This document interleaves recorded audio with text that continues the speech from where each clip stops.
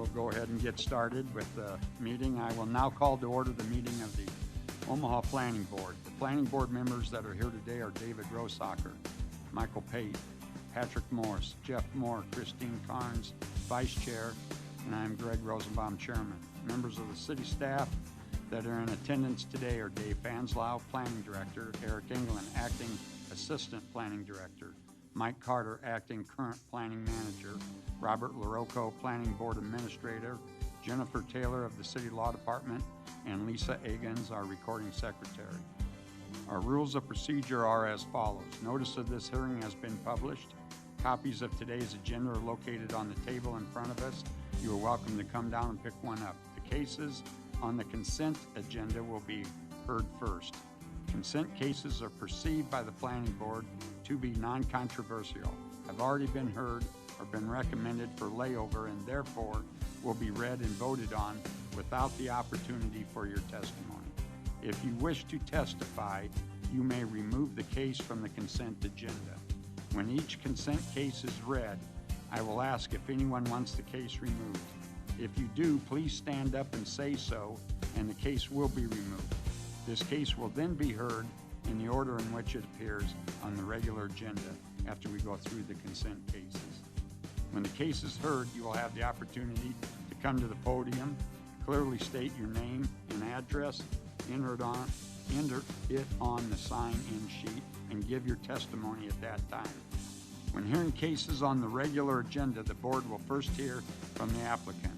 After the applicant states their case, we will hear from the proponents, and then we will hear from the opponents.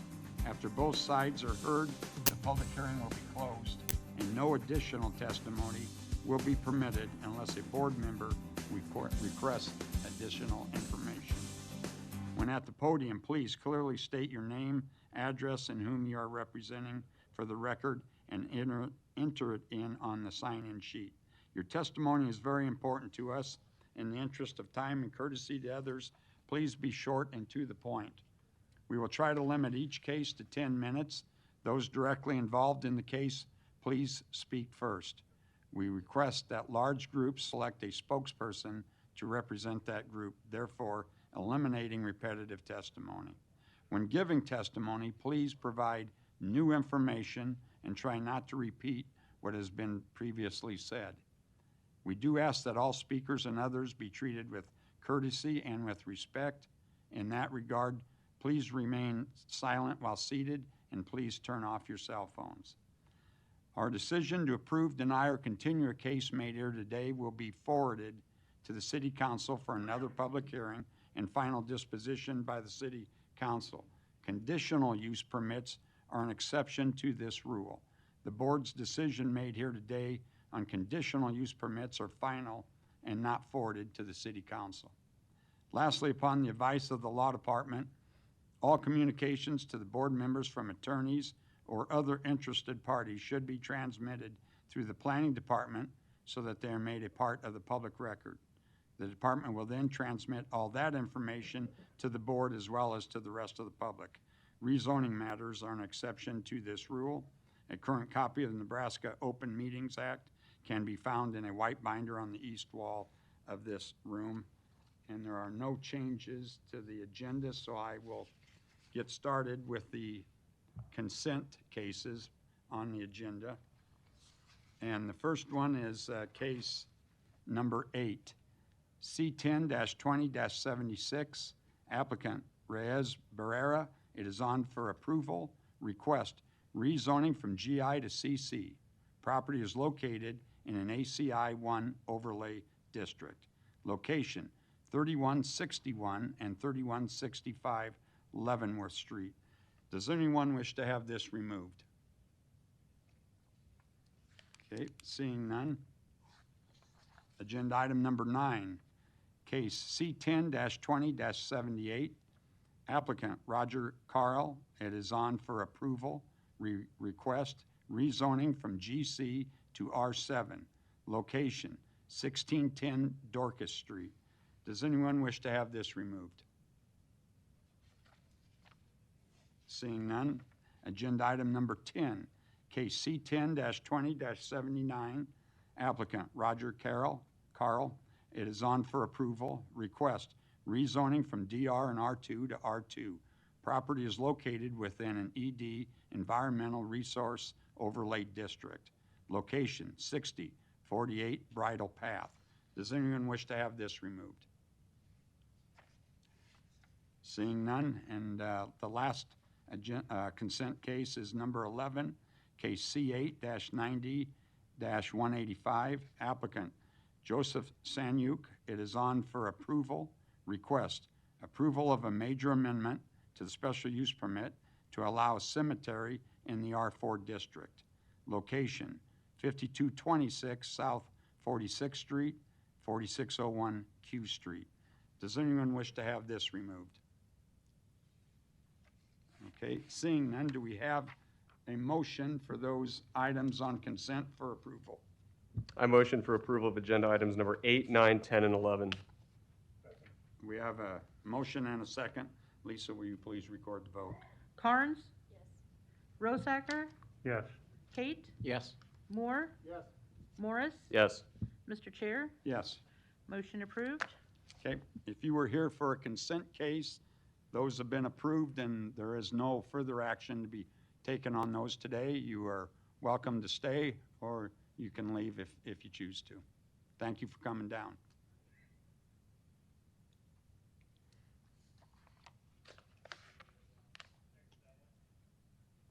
Okay,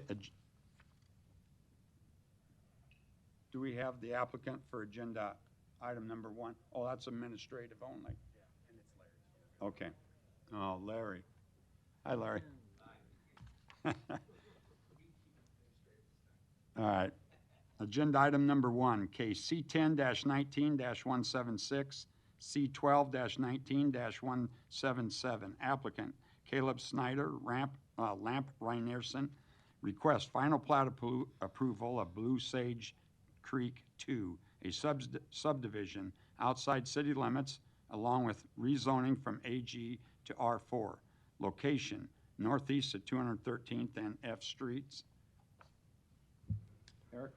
Yeah, so you have seen this final plat before back in December. City Council recommended approval of the preliminary plat in November. Before proceeding to City Council, the applicant has desired to reduce the number of lots from 69 to 65 single-family lots, and that is why the request is back before you today. The layout is the same, other than the reduction of 4 lots. They made some of the lots larger. There is still a city park, or a park that'll be built by the SID in the northeast corner that is currently under NRD ownership. There will also be a trail from George B. Lake Parkway to that park. Other than that, unless you have any city questions, staff recommends approval of the rezoning from AG to R4, approval of the final plat subject to submittal of an acceptable final subdivision agreement prior to City Council. Any questions or comment from the board? Do we have a motion? I move approval of the rezoning from AG to R4 and approval of the final plat subject to submittal of an acceptable final subdivision agreement prior to forwarding the request to City Council. Second. We have a motion and a second. Lisa, will you please record the vote? Kate? Yes. Microphone. Moore? Yes. Morris? Yes. Carnes? Yes. Mr. Chair, Yes. motion approved. Okay, we'll move on. Agenda item number 2, case C10-20-69, C7-8-22. Applicant Chad Meisgeier. Request is approval of the MCC Major Commercial Corridor Overlay District and approval of a major amendment to the conditional use permit to allow secondary education facilities in the R4 with a waiver to section 55-186 height to allow a 55-foot tall building. This was laid over from our April meeting. The location, southwest of George B. Lake Parkway and West Q Road. May we hear from the applicant, please? For the record, Mr. Pate has recused himself from the chamber. Okay, let the record show that Mike Pate has left the room.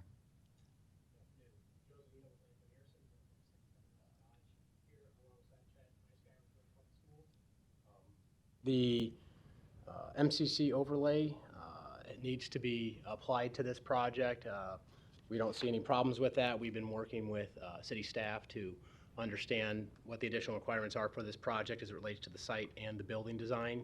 We've been working with Tim Freeze and Jed Moulton on those items. So I'm here to answer any questions that you may have on this agenda item. Okay, thank you. Any other proponents that wish to speak? Seeing none, are there any opponents that wish to speak? Seeing none, I'll close the public hearing. Any additional comments or questions from the board? Eric, may we get the city's recommendation? Yeah, so just for a quick summary, the applicant is proposing a 150,000 square foot activity center, parking lot expansion, a small classroom addition, and 4 outdoor baseball and softball fields.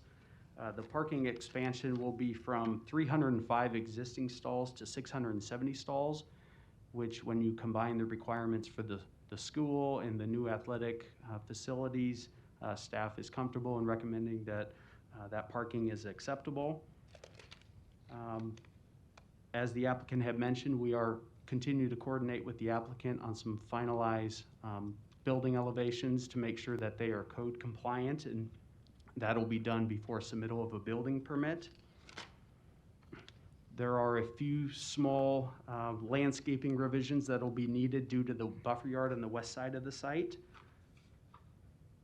There is a waiver with the request to 55 feet for the 150,000 square foot building. Common with schools, churches, and other civic sites, staff is supportive of that waiver of height, which can be incorporated into the use permit.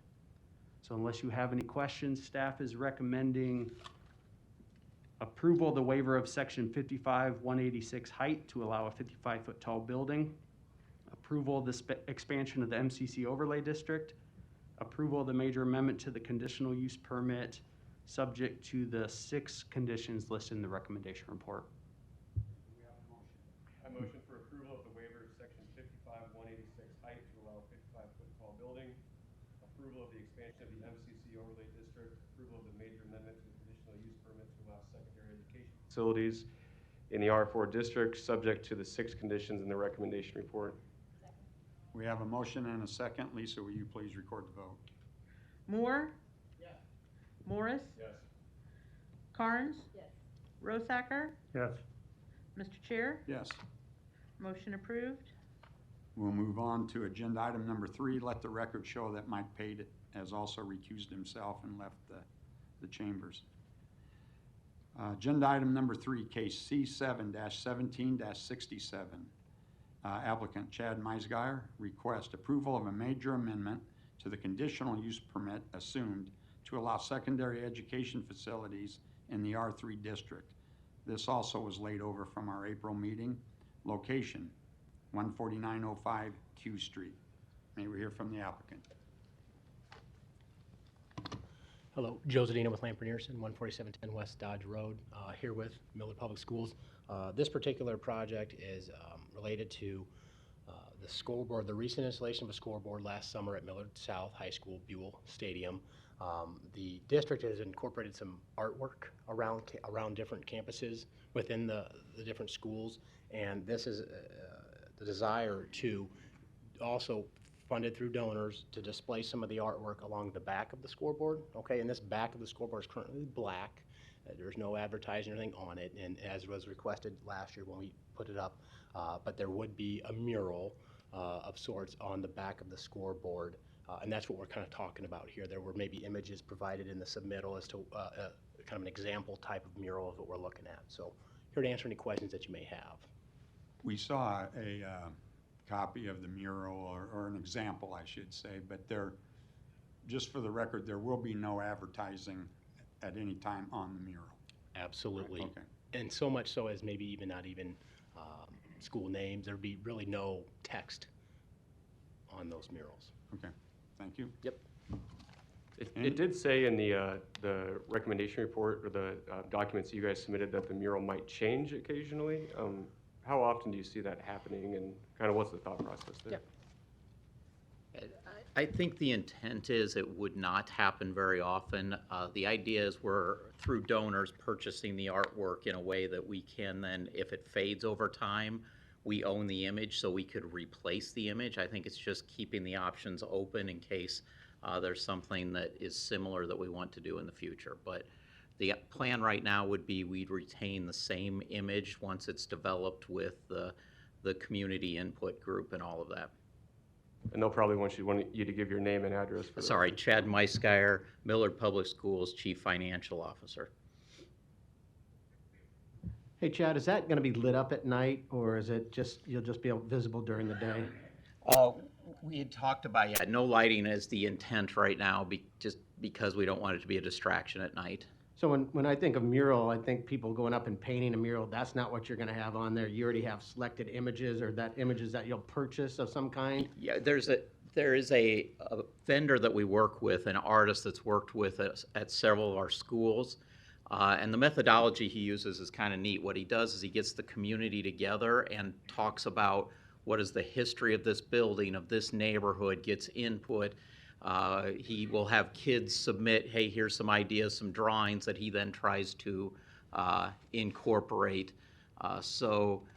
Assuming funding by donors, obviously we don't intend any taxpayer dollars to go towards this, but assuming this is approved, we work with him to do a similar process where he would get the community involved to kind of tell the story of Millard South High School and the neighborhoods around it. Okay, very good, thank you. Any additional questions for Chad? Okay, thank you. Any other proponents that wish to speak? Seeing none, are there any opponents? Seeing none, I'll close public hearing. Any additional comments or questions from the board? Eric, may we hear the city's recommendations? Yeah, so this request is defined by the zoning code as a mural, which is defined in the code as defined as works of graphic art painted or applied to building walls which contain no advertising or identification messages. So the applicant stated, no advertising of any kind, so that is to be stressed and will be followed. They'll have to comply with all building codes for how the artwork is being attached to the scoreboard. So they'll continue to work with city staff on that permitting process. Staff recommends approval of the major amendment to a conditional use permit to allow secondary educational facilities in a R3 district subject to the 5 conditions in the recommendation report. Do we have a motion? Approval of the motion to approve the major amendment of a conditional use permit to allow secondary educational facilities in an R3 district subject to the following 5 conditions. Second. We have a motion and a second. Lisa, will you please record the vote? Moore? Yes. Morris? Yes. Carnes? Yes. Rosacker? Yes. Mr. Chair? Yes. Motion approved. Thank you. Glasses? Okay, let the record show that Mike Pate has resumed his presence in the meeting, his great presence in the meeting. Moving on, agenda item number 4, case C3-20-71, applicant Planning Department on behalf of the City of Omaha, request approval of the Millwork Parcel 8 Apartments TIF redevelopment project plan, location 1200 North 12th Street, and Don, you're presenting. Yes, thank you. We'll begin with some pictures here and get you oriented. Don Seaton, Omaha City Planning Department. The Millwork Parcel 8 Apartments project, tax increment financing project. Here's TD Ameritrade, so we're straight north of that. It'll be attached to what's called the Mastercraft building. So we're looking at the project being built here on this part of the site. New construction, new building, vacant parcel. And it'll look, got a rendering here to show you what it'll look like.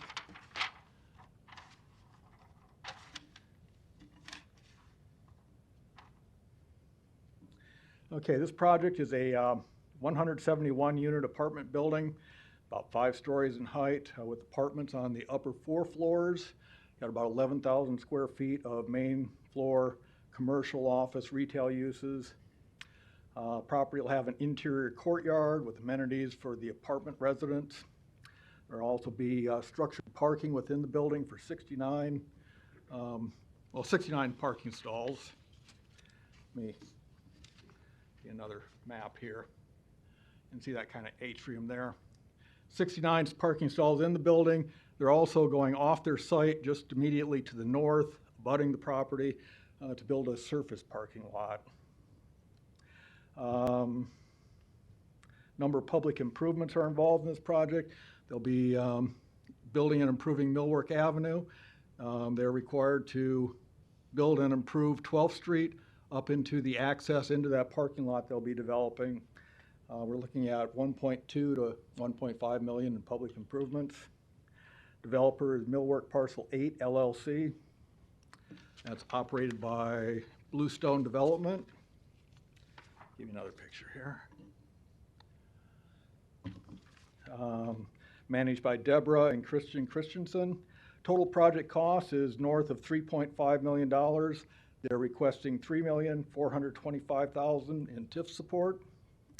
The project complies with the master plan, meets the requirements of the TIF program. We ask for your approval. Any questions of Don? Are there any other proponents that wish to speak? Seeing none, are there any opponents? Seeing none, I'll close the public hearing. Mike, did you want to make some comments? Okay. Is the developer here? Yeah. So I'll have a couple of questions, if you don't mind, coming up. You probably know the drill. Okay. Deborah and Christian Christensen with Bluestone Development. Great, thank you. Address, please. Oh, sorry, That's all right. 5110 Mayberry Street. Thank you. Thank you. First of all, I love your development. Your developments are good, but I've got some questions with regards to the funding part of all this, okay, particularly regarding the TIF here. So the first question I've got is, when I look at the soft costs in your estimates here, in your budget here, you've got, including architectural and engineering fees, roughly almost $5.8 million of soft costs, which represents about 19% of the total costs in this, which in my world is pretty high. Now, I got a breakout of some of the costs, but it doesn't really break out much of the soft costs for me to understand what's included in those soft costs there. When I look at construction financing costs and interest of $2.1 million, I wish I was the bank financing that, because that seems like a high amount of money to me. And then you've got other soft costs in here of $2.6 million. So can you at least tell me what's included in those costs? Mm-hmm. The construction financing and interest costs of 2.1, that's all of the loan fees for both the construction loan and the TIF loan. And it's interest for the entire period of, it's the interest only portion during the entire period of construction and part of lease up. So it's an extended amount of time is why the number. 3 years, roughly? Yes. 3 years, okay. For the interest costs on that? Yep. And then in the 2.6, I can kind of give you a list of some of the things that are in there. Lease up reserve being kind of the biggest one. That amount is obviously during the time when construction's done and we're leasing up and we don't, there's not enough rents yet to pay for all the operating expenses. Real estate taxes during construction, interest during construction, legal fees, market studies, retail leasing commissions. We've got about 11,000 square feet of commercial space that will be leased by PJ Morgan. So we've got costs in there for that, and then also the developer fee. so you've got some kind of carrying costs, it Yes. sounds like, in this going forward then too, correct? All right. I assume your banker asked you all these same questions? Yeah, we have Yeah. 8 banks right now looking at the project. Do you? Okay. It just seems like, it still seems like an awful lot of money in light of the total cost. And then the other correlation with that to me is when I look at the total project cost of $30.5 million versus the estimated assessed value of completion of $18 million, why would you do that? Well, they're two completely separate things. The cost of the project and the assessed value for real estate tax purposes the cost of the project has nothing to do with that valuation. So do you think the market value then of the property will be near the $30.5 million?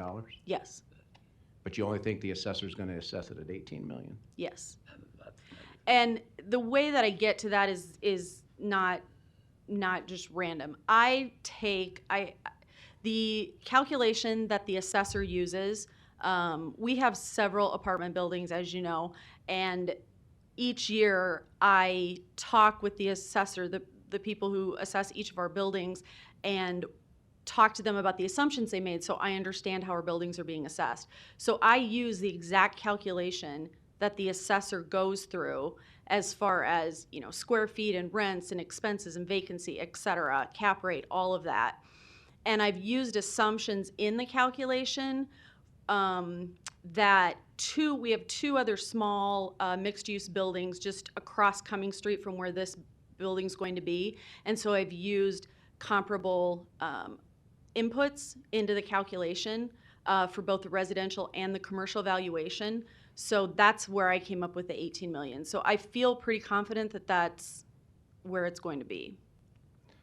So then, if the market value, because I'm trying to understand how the assessor, and she's not here obviously, but how the assessor could value the property at 18 million if the true market value is going to be closer to $30 million. It usually should be 92 to 96, 97%, but this isn't there, so. And I understand how your calculation. Right, works, and right? that doesn't tend to be how it works out with these kind of projects.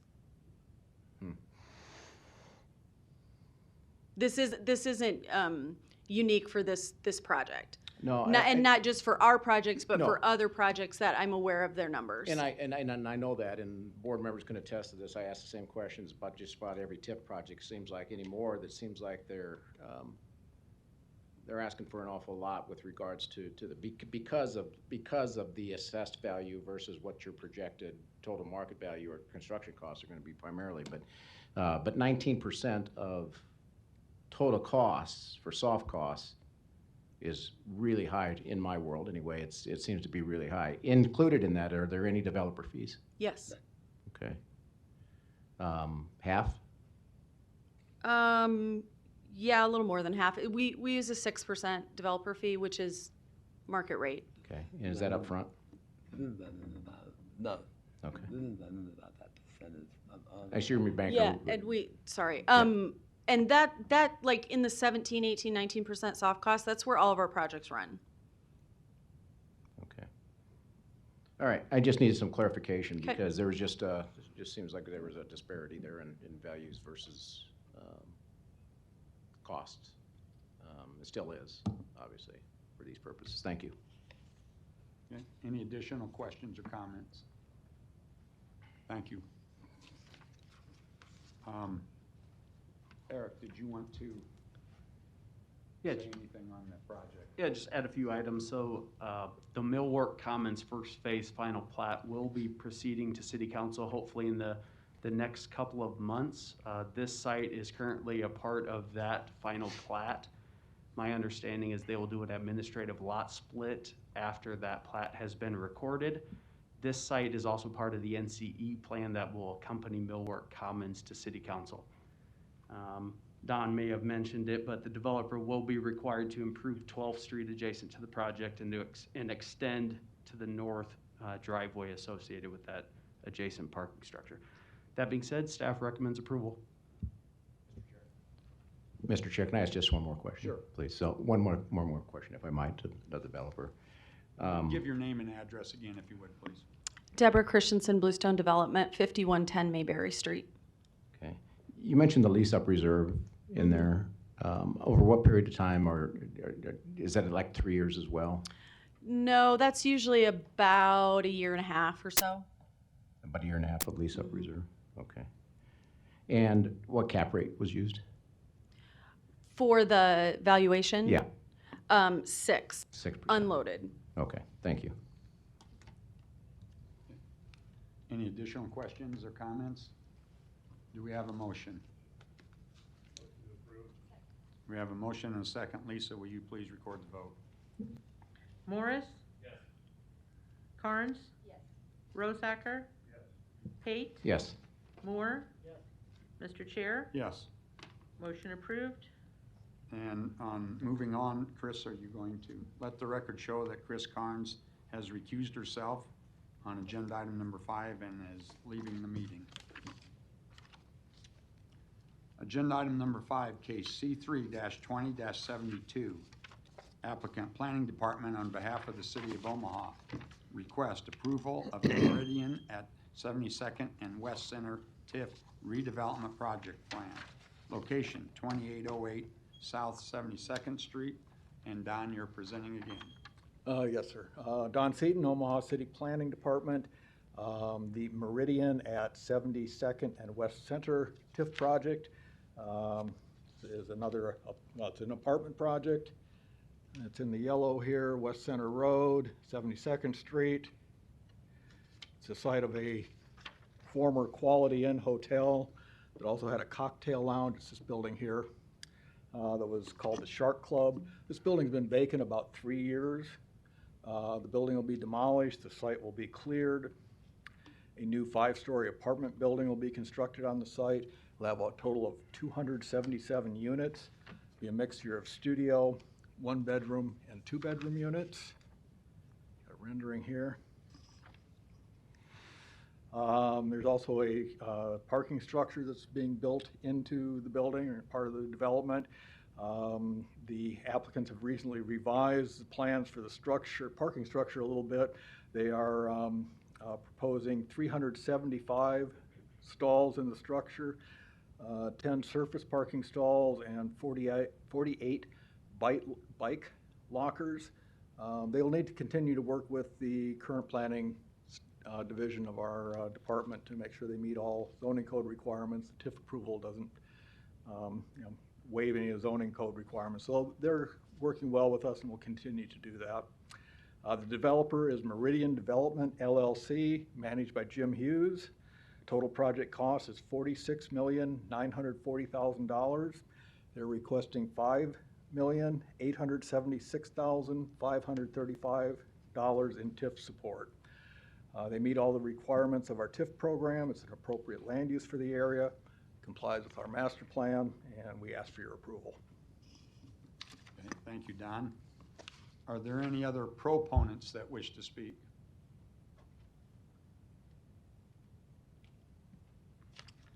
Good afternoon, Michael Sands, 1700 Farnham Street, Suite 1500, on behalf of the applicant. Do I take this off or leave it on? I feel You can take it off. Okay, I feel a little bit like Bane making demands to Gotham. As Don discussed before you, for your consideration and recommendation, it's a redevelopment plan for the redevelopment located at 72nd and Center Street. As you'll recall, about a month ago, we were before you for the blight designation, which you recommended and was ultimately approved by the City Council. The proposed project now before you is multi-family residential development consisting of approximately 277 units.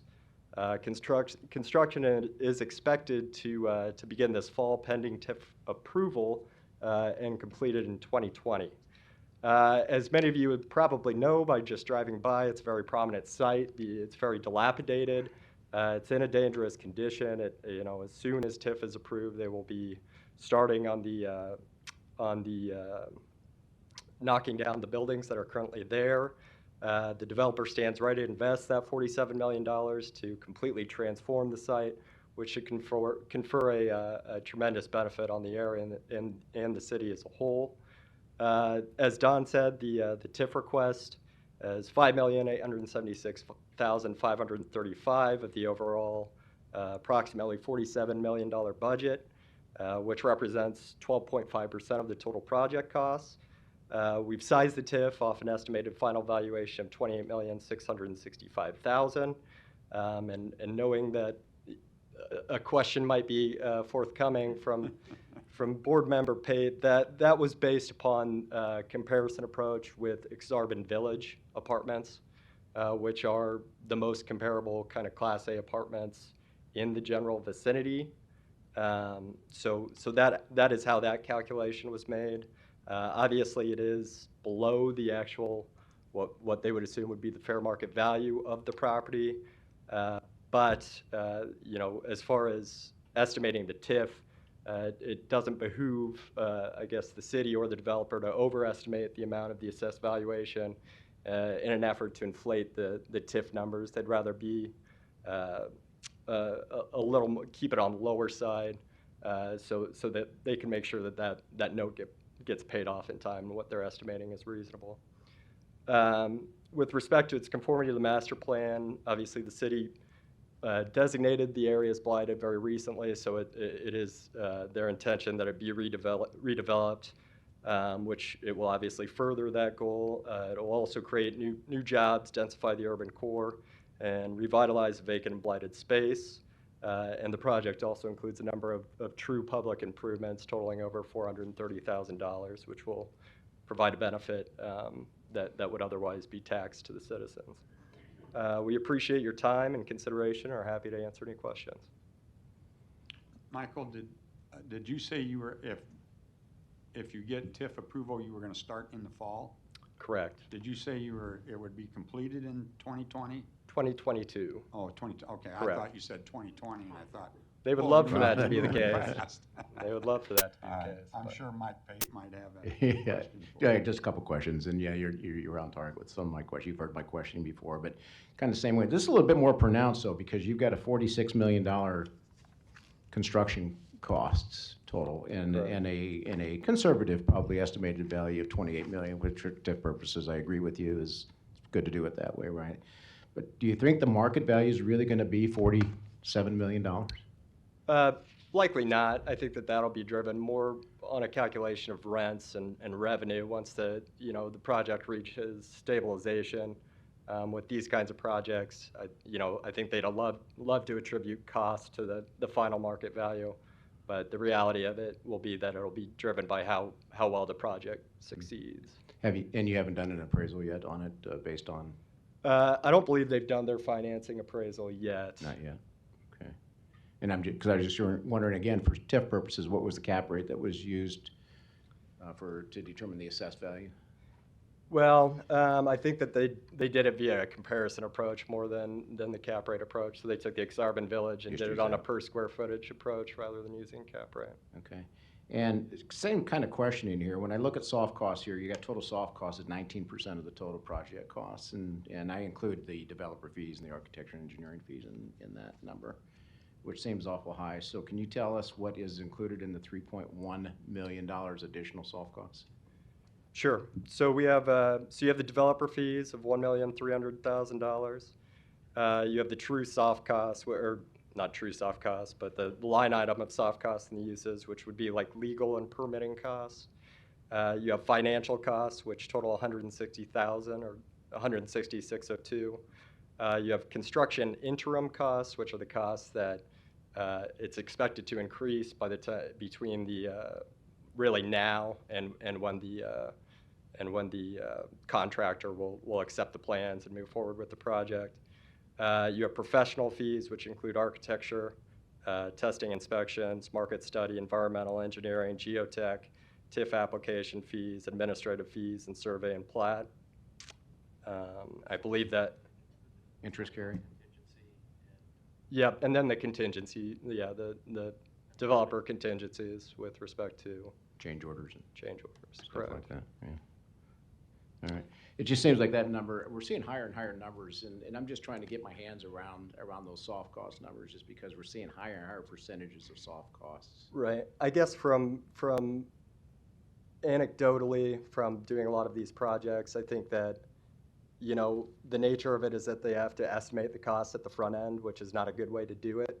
Obviously, these could be a lot more accurate on the back end, but you can't do that with TIF or approvals. So, I think developers, go off of experience, and their experience is that the costs almost end up being higher than they actually are. So, I think that's why you see maybe a little more construction contingency built into these kind of line items and things like that, because they know that they're probably not going to hit the mark, and it'll be a little higher than they think it's going to be. Okay. And your developer fee is a flat fee percentage of Correct. something, 6%? What?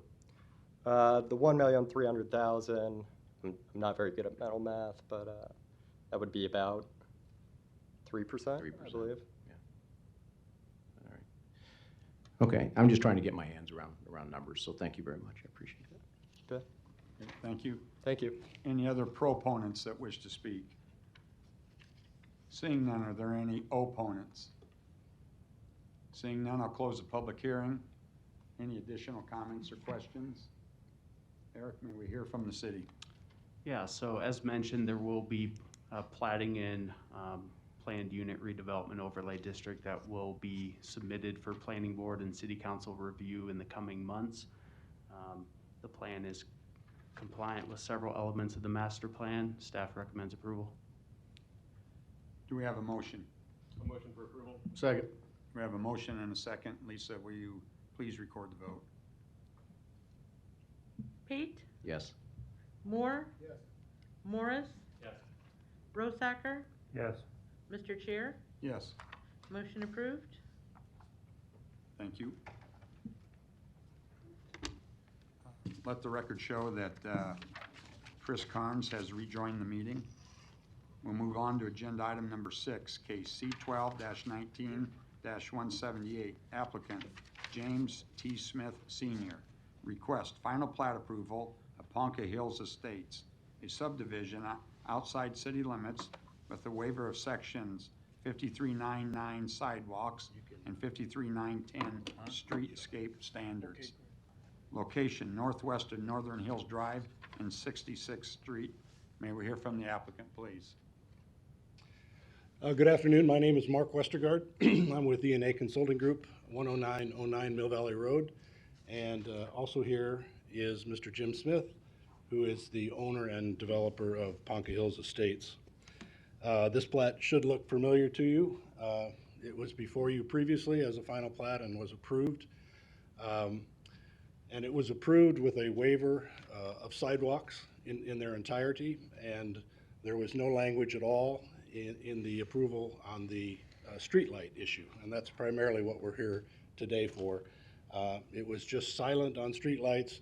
I had done a couple of adjacent developments, one in 2007, one in 2009, that are immediately adjacent to this property, and streetlights are not required. As we got around to the negotiating the subdivision agreement, I was informed that the stance or the interpretation of the code on streetlights for acreage subdivisions had been changed or interpreted differently, and they were going to be required. Jim, developer, is pretty passionate about that there is no need for streetlights in a rural type subdivision, and there's a whole other issue on the code that I'm not going to go into, but I think it would be good for the city of Omaha if they strengthen that portion of the code sometime to be very black and white. It's pretty gray, in my opinion, right now. Anyway, staff worked with us, and currently we got to a point where you can see we did agree to put sidewalks in on one side of the street so that pedestrians can be off the traveled way of the road, and staff currently recommends a street light at the two intersections along with 66th Street. And I should note that 66th Street, let me show you this drawing. 66th Street, although it's a quote section line road or half section line road, it is a dead end road that literally serves 12 residences to the north. It is required that it's going to be paved, and so we're going to pave that street. But the developer's position is that there really doesn't need to be any streetlights there. None of the surrounding developments have streetlights, and I'll just kind of list them off for you in case you're familiar with the area north there. The Mill at Timber Creek, Northern Hills Estates, Country Squire Estates, Lonergan Lake Estates, Christopherson Corner, Country Place, Smoky Ridge, and Northridge Farms. None of those subdivisions have have streetlights. Literally, the nearest streetlight is down on 72nd Street and 36th Street. And then you go to the north and you probably have to go to the outskirts of Fort Calhoun to find another one. So we're talking about putting 2 streetlights in the middle of nowhere. And it's a big case to be made about kind of a small thing, but it's a really important thing to the developer. And frankly, the residents that buy these residential lots that are acreage lots, really, they don't want streetlights. So there are certainly instances where streetlights are warranted, and they have come up on some other residential acreage developments. If you have a grade situation where headlight coverage doesn't cover a street and make an intersection safe, that's certainly an instance.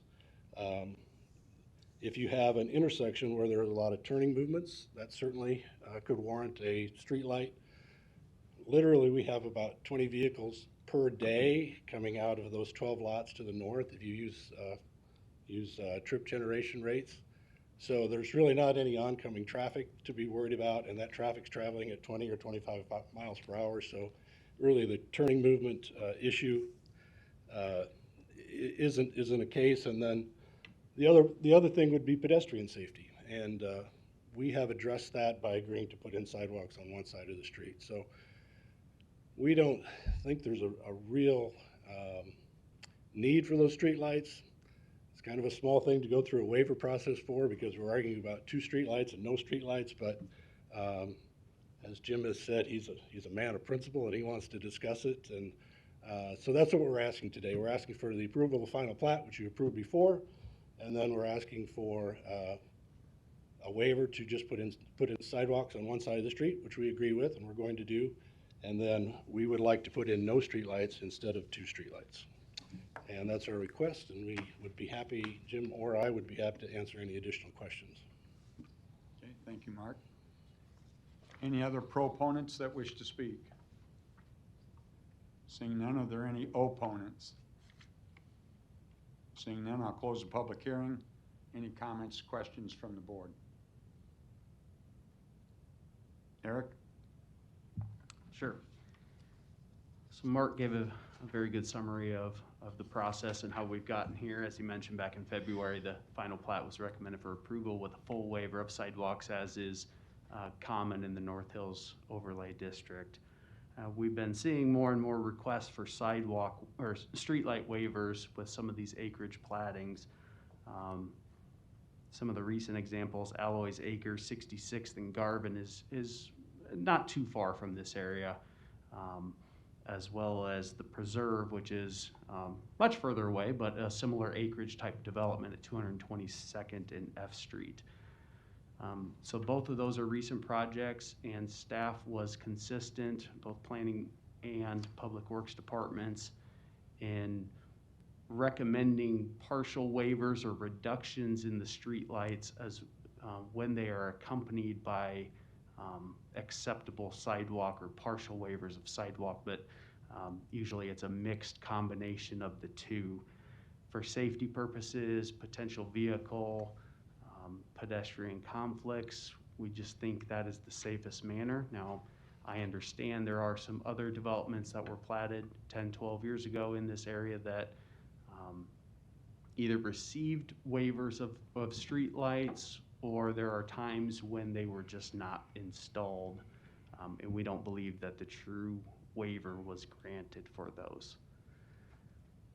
So with that being said, staff is supportive of the sidewalk on one side of the 2 east-west streets, which is Pawnee Circle and Stargrass Road, but we believe that should be in conjunction with the 2 streetlights at the intersection, 66th and Pawnee and 66th and Stargrass. So I'll give our official recommendation. If you have any follow-up questions, both Public Works is available, and I can answer any questions as well. Staff recommends approval of the waiver to section 5399 sidewalks, subject to providing sidewalks along one side of Pawnee Circle and one side of Stargrass Road. Approval of the waiver of section 53910 streetscape standards to waive streetlights subject to providing a streetlight at Pawnee Circle and 66th Street and providing a streetlight at Stargrass Road and 66th Street. Approval of the final plat subject to submittal of an acceptable final subdivision agreement prior to forwarding to City Council. And before you move along, I do agree that the section in 53 is a little vague regarding streetlights. Perhaps that's something we could look at, but we'd have to discuss with Public Works. There's not a lot of details in there, so you know, we can continue to look at that and see if there's any clarification that could be made. Thank you, Eric. Any additional comments, questions? Just a question for Mark, please. I'm sorry I could ask this earlier, but Mark Westergaard with DNA. what's the specific rationale for not wanting the lights? Is it just that there's not streetlights in the area, or is it a cost standpoint? I think one of the reasons people move to the country is to have the clear view of the sky without the light trespass that come from streetlights. The fact that there are no other lights within a mile, any streetlights within a mile of that, it would be unusual. There'd be two streetlights there and none around anywhere else. And so, and the fact is, as I mentioned, whether you agree with it or not, I think people that buy acreage lots and subdivisions, they don't want streetlights. They would rather not have them.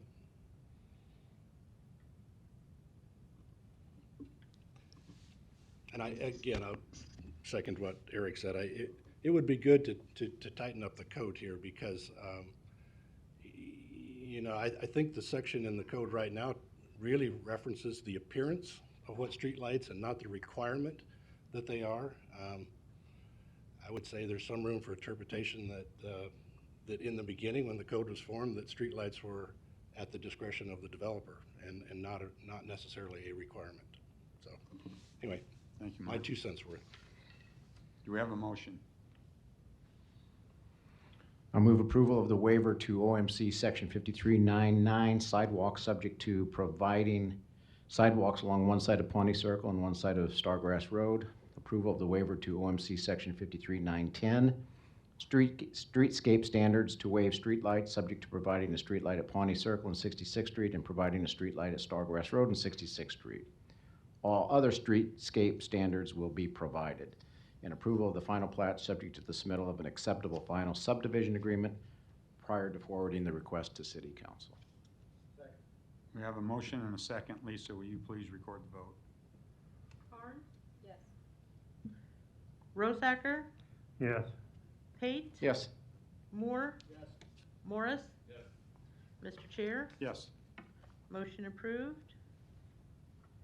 Moving on, agenda item number 7, case C10-20-73, C12-20-74. Applicant Jeffrey A. Silver requests preliminary plat approval of Heartwood Estates, a subdivision inside city limits with rezoning from R4 and MU to R4 and MU. Location northwest of 151st and Pine Streets. May we hear from the applicant, please? Joe Flaxbeard with Lamper and Earson, 14710 West Dodge Road, on behalf of the applicant. I didn't hear your first name. Oh, I'm sorry, Joe. Joe? Okay, Yep, thank Joe Flaxbeard. I was even without the mask on muffling it. Here on behalf of the applicant, Heartwood Estates. This is part of the development that has previously been known as South Farm in this case, but both West Farm and South Farm. This is the first single-family residential project to come out of that development. So we're naming this plat Heartwood Estates. We've got 50 residential lots. They're each sitting on approximately half an acre. This is something that's always been contemplated in the master plan for the development and the general plans like shared with the city and the mixed-use development agreements, et cetera. So we're really here because we're at the point in time where the main grid of infrastructure is getting ready to be in place, and we're ready to bring some homes online in the near future. We reviewed the staff comments to this preliminary plat. We're in agreement with all of them. A couple things I'd mention. I know the rezoning approval is subject to an acceptable mixed-use amendment. We're We're taking the R4 and the mixed-use areas. They're still going to be zoned as R4 and mixed use. We're just adjusting that line that interfaces those two zoning districts. So we'll work through that with the city. Another item on there, coming to an acceptable tree mitigation plan with the city prior to final plat. I would say total agreement there. We'll work through how many trees may or may not need to come out of the existing property as we continue to develop the grading and the infrastructure plans for the plat. And then we'll be in a spot where we can get to a mitigation plan with the city. I will say, just to assure those on the board and in the audience possibly, I've got Barty Manual with Applied Underwriters. They're the owner and developer for the project. Bart and his company have made a commitment to preserve many trees on the property and have further made a commitment to plant thousands of new trees on the property. So I just point that out, that the tree mitigation thing, I think you're going to see that will be above and beyond that. So just want to hit those two things in the recommendations. Other than that, Bart and I, either one of us, are here to answer any questions. Thank you. Sure. Regarding the tree mitigation plan, this is something that was discussed quite extensively with Mr. Noddle when he was still involved, and I understand that he no longer is. Mm-hmm. But multiple concerns were expressed by the neighbors, particularly along the south and west sides, Okay. about the existing trees, and you can imagine their concerns. Sure. Planting replacement trees is nice, but it's completely different than a mature tree that's existed and has a mature canopy. Sure. So we looked at the tree mitigation plan that you submitted, and it showed removing all of those trees. Is that not what your tree mitigation plan is at this point? No, so I guess what I submitted was the tree mitigation plan that was submitted previously when South Farm was platted. Okay, because the previous plan that was approved maintained all of those trees. That's something where I'll have to go back and look at that. I mentioned as we define the grading plan here, we'll kind of hone in on what trees may or may not need to come out to fit this new layout that we're asking to be platted today. Are you planning to have, or have you had neighborhood meetings to discuss any removal of those trees? Because I think that's pretty important to the people. We've had neighborhood meetings when the development was first platted, actually extensive neighborhood meetings. Which showed those trees that. existing, though. That's correct, yeah, going back 3-4 years ago, but yeah, that would be correct. No, there haven't been any neighborhood meetings specific to this replat for the estates. Neighbors have called me, and I've had one-on-one visits with some of the neighbors in Pacific Hollow upon those requests, but no, there hasn't been a structured neighborhood meeting. Is that something that you would be willing to commit to, is talking to those neighbors about the tree mitigation plan? Because I think that's I think that's fair. I mean, Bart, Bart as the owner and applicant here, he agrees to that. We'd be happy to. I don't see any issues there. Okay, because you can imagine that was a big change for us to see those trees being maintained to being completely removed. Sure. Understood. Understood, yeah. Thank you. Yeah, I just want to make it clear, and I think Chris has stated it as well, that there's two issues here regarding tree mitigation. Obviously, is to preserve a canopy, but as testified in the earlier hearings, that the neighborhood is very interested in the screening aspects of it, so that whatever actions are presented in your tree mitigation, the formal tree mitigation plan, I would assume that you'll properly address that, so the screening is maintained. That's correct. Even if it's restructured or something like that. That's correct, and also point out on the plat in front of you, there's a pretty big area of outlot. It's meant for water detention and planting along the Pacific Hollow side. And then the southwest corner of the development, we're also maintaining a green space outlot there. Other than those two outlots, the connection to the Harvey Oaks and Pacific Hollow neighborhoods and the elementary school, they're going to be rear lots. And Bart and I have had discussions along with their real estate team here as we're putting together covenants for this neighborhood, that there's going to be a minimum requirement for the home builders in this neighborhood to plant trees on their lots. I think I'm more interested in seeing preservation of existing trees than just replacement with small saplings. Okay, understood. we can look at that more as, like I said, as we, Yeah. as we develop this grading plan further and when we. Because I do feel like a commitment was made to the community, so. Okay. When do you, Especially when we approved it. I'm sorry, Chris. Go ahead. When do you plan to start grading? We'd like to be grading this summer. That grading plan will have to go through a SWIP modification process with the city for approval there, grading this summer. Okay. So if this goes through the formal approval process here and you get approvals for this, you're going to commit to not doing anything with those trees unless you have a neighborhood meeting first? Yeah. Bart, would you be comfortable? It sounds like the Because owner we don't is- want those trees to be removed once it gets approved, and then come back and say, well, the neighbors start complaining and say, well, they removed the trees. We want you to commit to making sure that we at least keep those trees until we come to an agreement. I think, yeah, I think that's very reasonable to me with the comment of the city needs to agree to a mitigation plan that's acceptable. And I think part of that is making sure that the trees aren't coming down before we reach that agreement. Yeah. I guess one thing you mentioned was, about detention, I can conceive where putting that detention right up against that property line, of course, all the trees would be gone in that process. The detention ponds exist today. That was something that was shown per the original plans and plat for the So you're not development. changing those. Yeah. All right. I mean, minor grading around them, but the detention ponds that are there today remain where they are today. Any other questions for Joe? Thank you. Thanks. Any other proponents that wish to speak? Seeing none, are there any opponents that wish to speak? What if you're like a neutral? That's it. You can come forward and give your name and address Okay. and give your testimony. Hello, my name is Stacy Jolly. My address is 1706 South 153rd Avenue Circle. I am the last, my family lives in the last home in Harvey Oaks, in the very southwest corner, and I'll touch base with you afterwards because I'd love to talk to you about this. And then the lot line runs north from us and backs to Pacific Hollow, just to kind of give you a visual of where we live. And I appreciate the comments of the planning board because there were extensive meetings with, and I've been active in the Harvey Oaks Homeowners Association since 1997 when we moved to the neighborhood.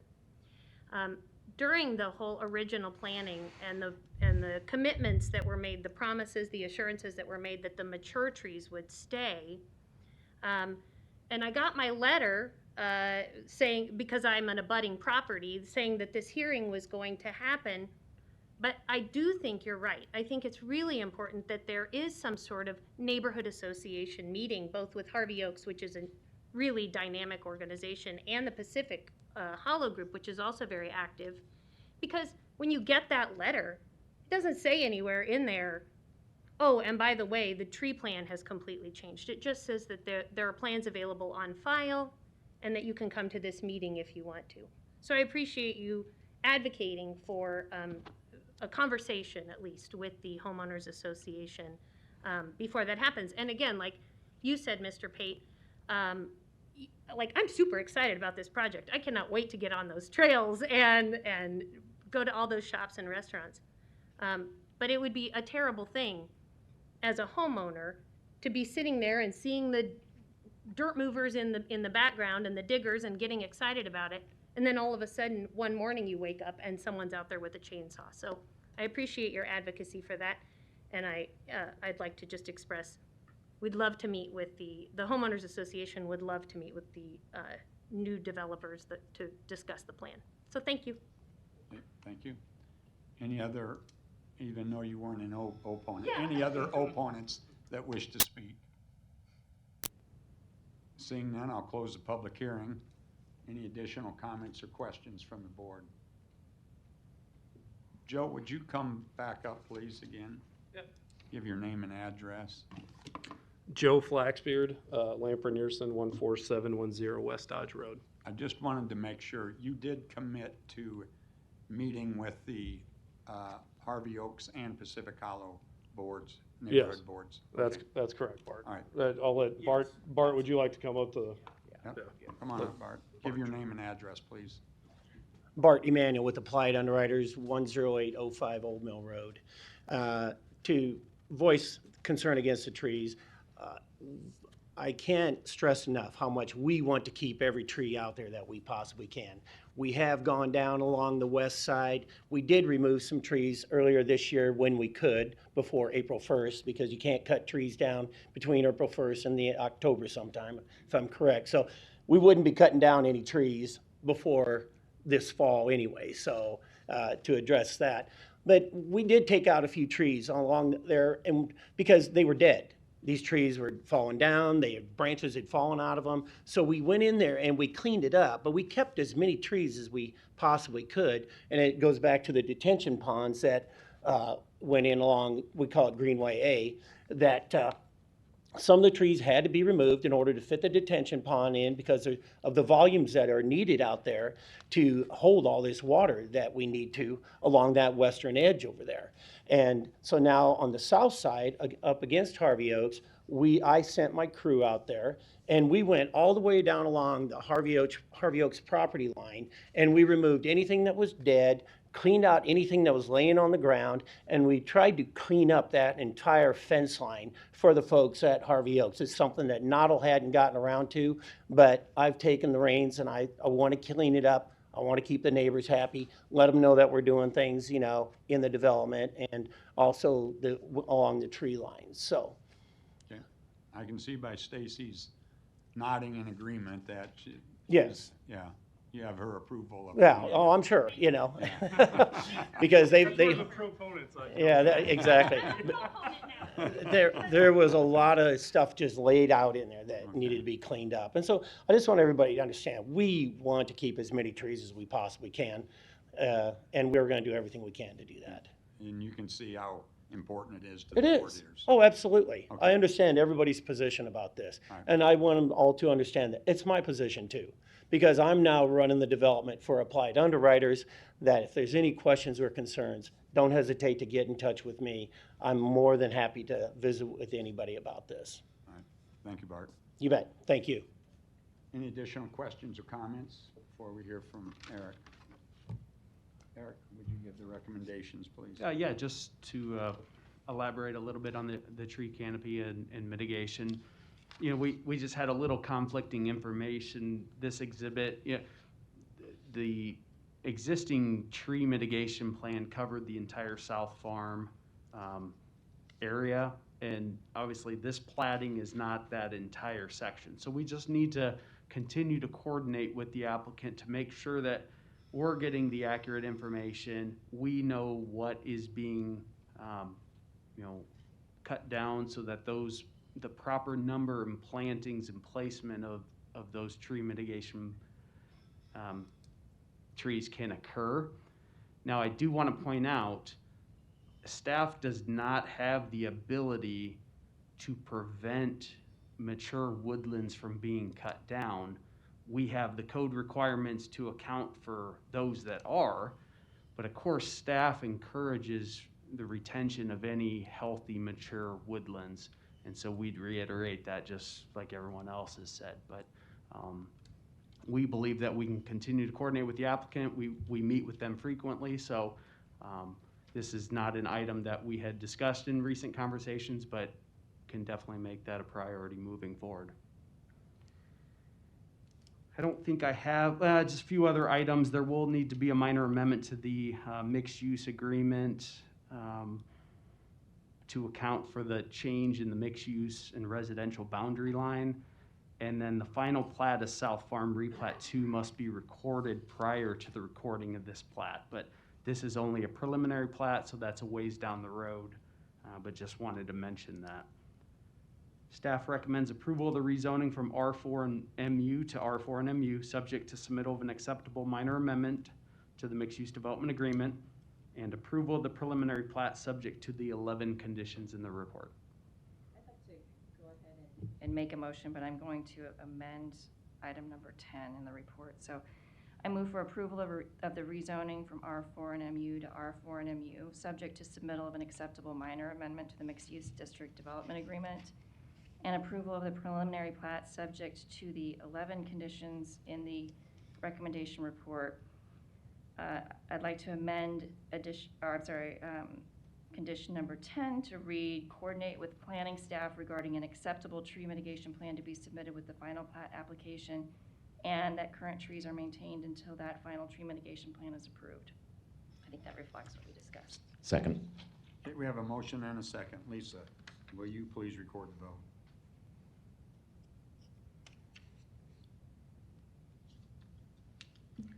Pate? Yes. Moore? Yes. Morris? Yes. Carnes? Yes. Rosacker? Yes.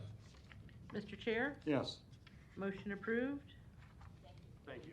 Thank you. Good discussions. Thank you. Thank you. Our final agenda item is number 12, case C7-20-80, applicant Douglas County School District 001, request approval of a conditional use permit for a site over 1 acre in size in the South 10th Street NCE District, location 810 Pine Street. May we hear from the applicant, please? Good afternoon. My name is John Royster. My business address is 4502 South 42nd Street. I'm with the design firm of Big Muddy Workshop. Our firm are the landscape architects for Jackson & Jackson Architects, who are the architectural team leaders on this project. What I want to do today is just give you an overview of the project and answer any questions you might have. As you're probably well aware, the property we're talking about is between 8th and 10th, with Worthington on the north side and Pine on the south side. This was the traditional, kind of the original heart of Grace University campus. When the campus closed a few years ago, OPS bought this with the intent of siting a new elementary school on this site because the enrollment in that portion of Omaha has grown dramatically and there's a need for another elementary school. This school will have approximately 600 students. And one of the nice things about the project is we're actually reusing two of the major buildings that are there. The building which is in the upper right-hand portion of the screen is the gymnasium, which was built by Grace University. That will be reused as a gymnasium for this elementary school. And then the square block, which is immediately south of that, is the former student center. That currently is being gutted down to structure, or demoed down to structure, and that will be reused as well. That existing student union building actually has 3 levels. So because that existed, the classroom addition, which goes to the west, which would be to the left, is a 3-story building, which from Pine will appear anywhere from a 1.5 to 2-story building. On 8th Street, it's about a little over a story building. Then on the north side, you have the existing gymnasium. And the only place it really is apparent it's a 3-story building is actually within the site on the north side of the classroom addition and kind of that west side of the gymnasium. The building, when we talked to urban design very early in this project, urban design staff here in Omaha Planning, they said they wanted an urban context school, not a suburban context school, so that's what we've worked very hard in doing. We met several times with opponents and proponents in the neighborhood with different neighborhood groups and associations. And what we heard there was that there were things that were very important to them. They wanted an urban context school as well. They didn't want a big parking lot. The second thing that we learned was that the trees that are on the west side, which would be at the 10th Street end or on the left side of the drawing, were very important to the neighborhood. These are iconic trees. They actually go back to when this site was the home of the original Brownell Hall, which is now Brownell Talbot School. So that's the history of the site. It's always been an educational site since its initial development. So we worked very hard to save those trees. It's about a quarter of the site. The reason we're here today is because, as you are well aware, this is within the South 10th Street Neighborhood and Conservation and Enhancement Plan District. That's always a kind of a mouthful to say. And because of that, we need a conditional use permit to put a school in this site because our site is over an acre. To give you a little context, this is about 3.4 acres, so it really is a very small site. After we made the conditional use permit, we received the permit comments back on Monday of this week, and since that time, we've actively engaged in addressing those. The plan you see up on the screen moves the parking lot 10 feet south of the Worthington right-of-way south property line. So there is not a need for a screen wall there. We're able to accommodate that, and we're very happy to do that. This drawing actually has more trees than were shown on the submittal drawing, because one of the concerns of planning staff was because our sidewalks have to be against the curb on Pine and on Worthington, that there isn't a traditional tree island there. So what we've done is we've looked at places where we can add trees. That's something that we will review with planning staff to get their concurrence and approval. The traffic plan, again, is another thing. I should have mentioned this originally, but to minimize traffic on the neighborhood, traffic will come off of 10th Street, go east in times of drop-off and student pickup, go east on Worthington to 8th Street, turn south, come to Pine, and then take Pine west. The bus drop-off and pickup area will be on Worthington Street, south side of Worthington Street, and then the student drop-off and pickup for parents getting their students is on Pine Street. So we've really tried to keep that traffic flow very clean. Down on 10th Street, there will be bump outs on 10th Street that will decrease the width of the pedestrian crossing, both going east-west on 10th, both at Pine and Worthington, as well as going against north-south on going across either Worthington and Pine. So that will be about a 24-foot opening. So that will kind of crank that down. And then the last thing that I will mention, and George Killian, who's here from Jacobs, wants to make some comments on this, is then the last thing was the comment that the plan needs to conform, or the site plan needs to conform to the 10th Street ultimate build-out plan that is in the NCE. And as shown on the drawing that you're seeing today, that is the case. And I guess the only thing I wanted to say is that since receiving the letter, we've worked really hard to make these modifications of the plan, and it's my belief that OPS fully wants to meet those requirements and move forward. Are there any questions that I could answer at this point? Yeah, John, I've got just a couple for you, if I might. So Sure. just to clarify how the pickup and drop-offs are going to work there. Sure. So on Worthington Street, you said that's going to be the bus pickup and drop-off.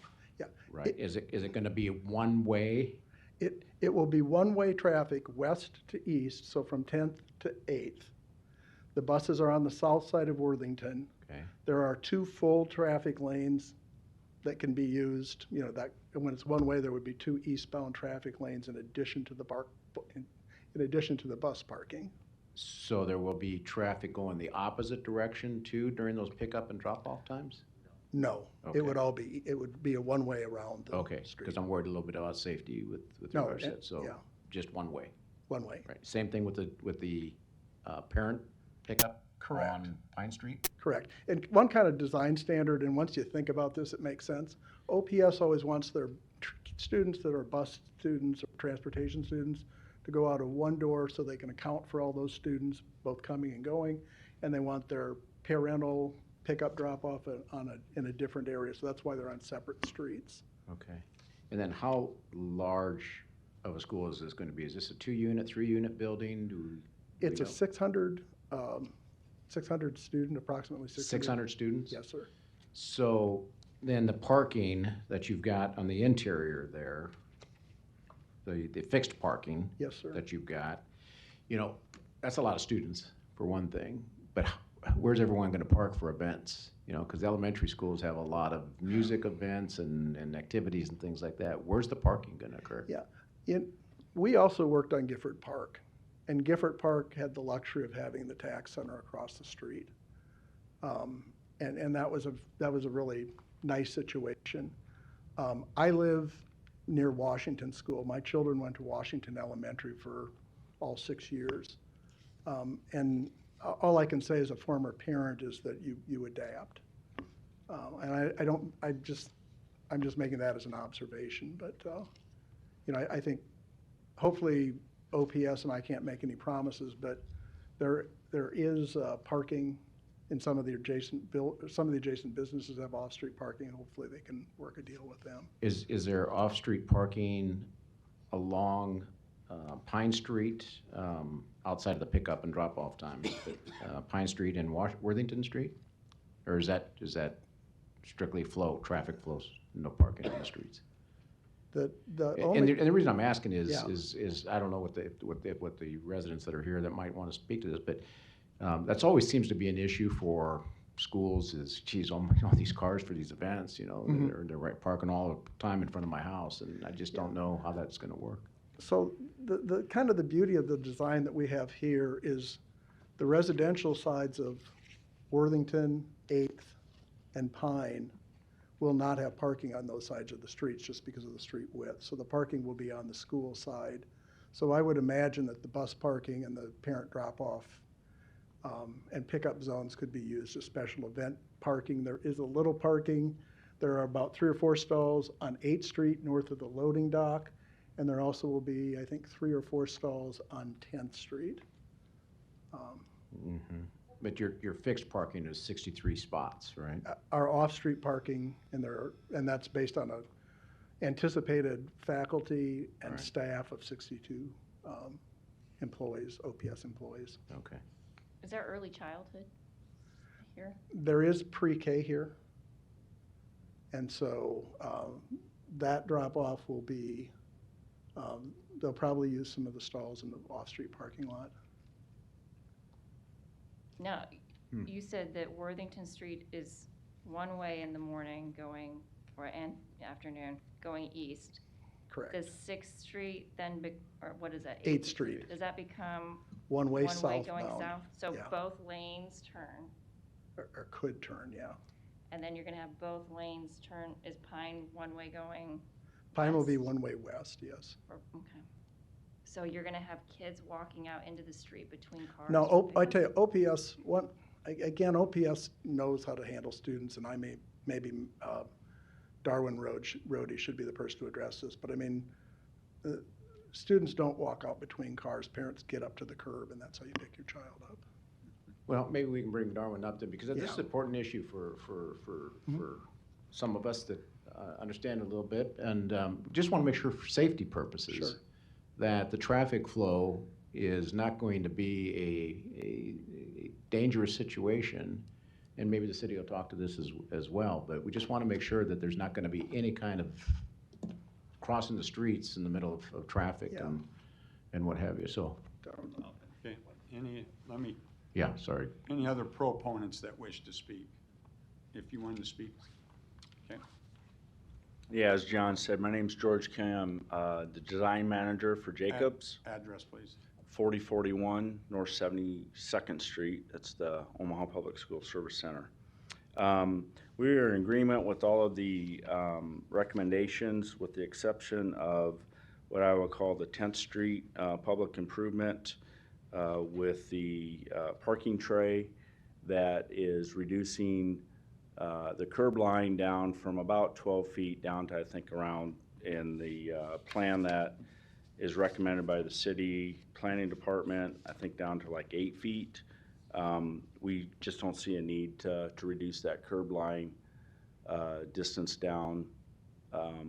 Seems to be a little bit of inconsistencies with some of the other developments in the area with back a sidewalk and some other parking tray that was not done with the Sons of Italy piece of property.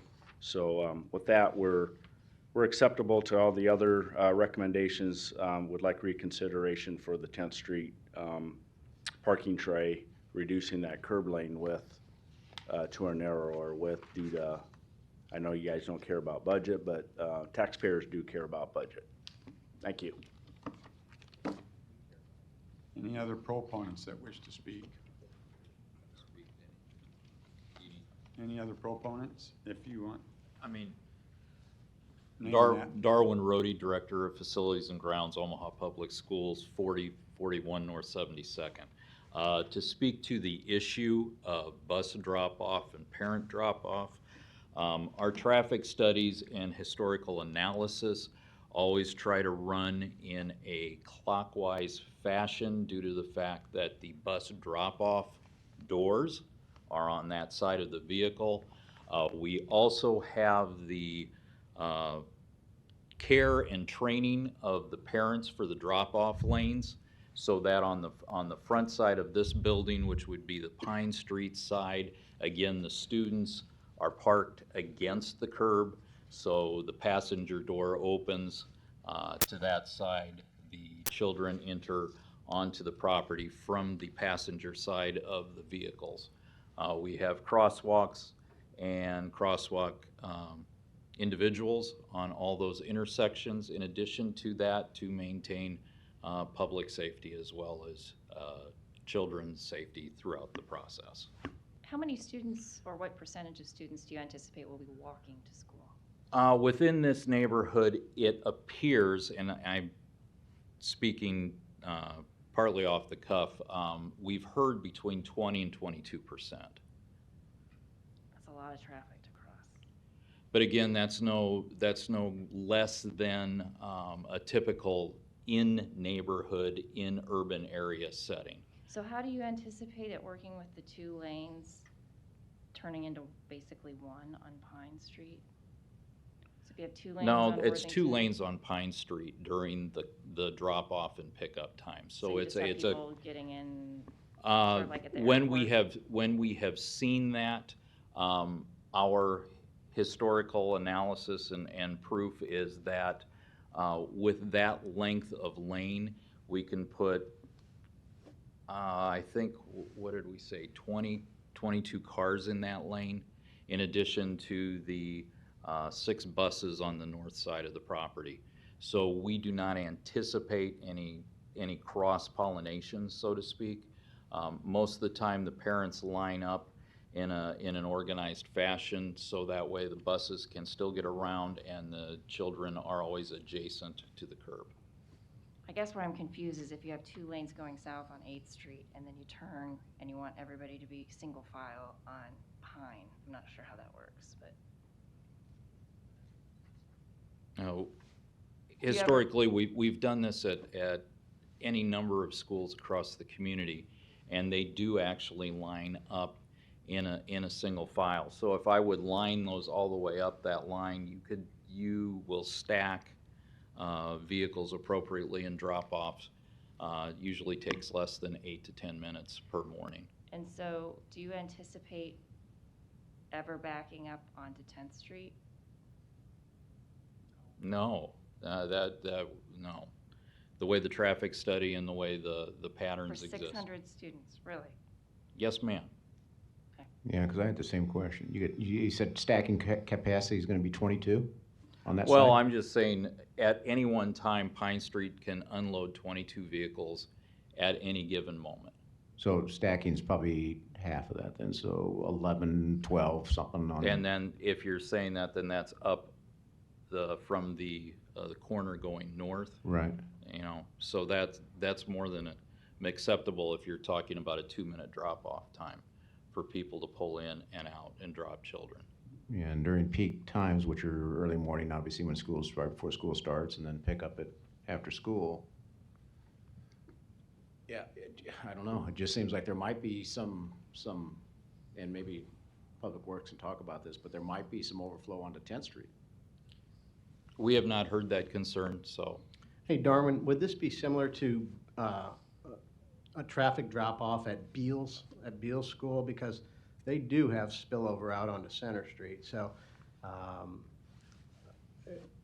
just asking if that's a fair comparison, or if you don't know, that's fine. But I'm just contemplating how the traffic stacks at Beals compared to this. It has a shorter runway, so to speak, than this. I mean, we have a tremendous length on the Pine Street side to be able to move vehicles in and out, where Beals is a little more congested, and we see a higher student base there. So there's a higher student number. Okay. The other question I had was, will there ever be any on-street parking available for the people that live there on Worthington Street now?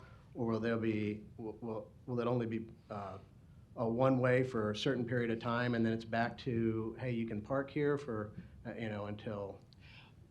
The one-ways are for a 1.5 hour, 2 hour period in the morning and in the afternoon. Other than that, then the parking is available to all residents and any visitors. Okay, all right, thank you. Yep.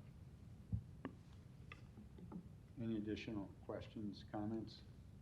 Okay, thank you. Are Yep. there any other proponents that wish to speak? Seeing none, are there any opponents that wish to speak? Come forward, give your name and address, please.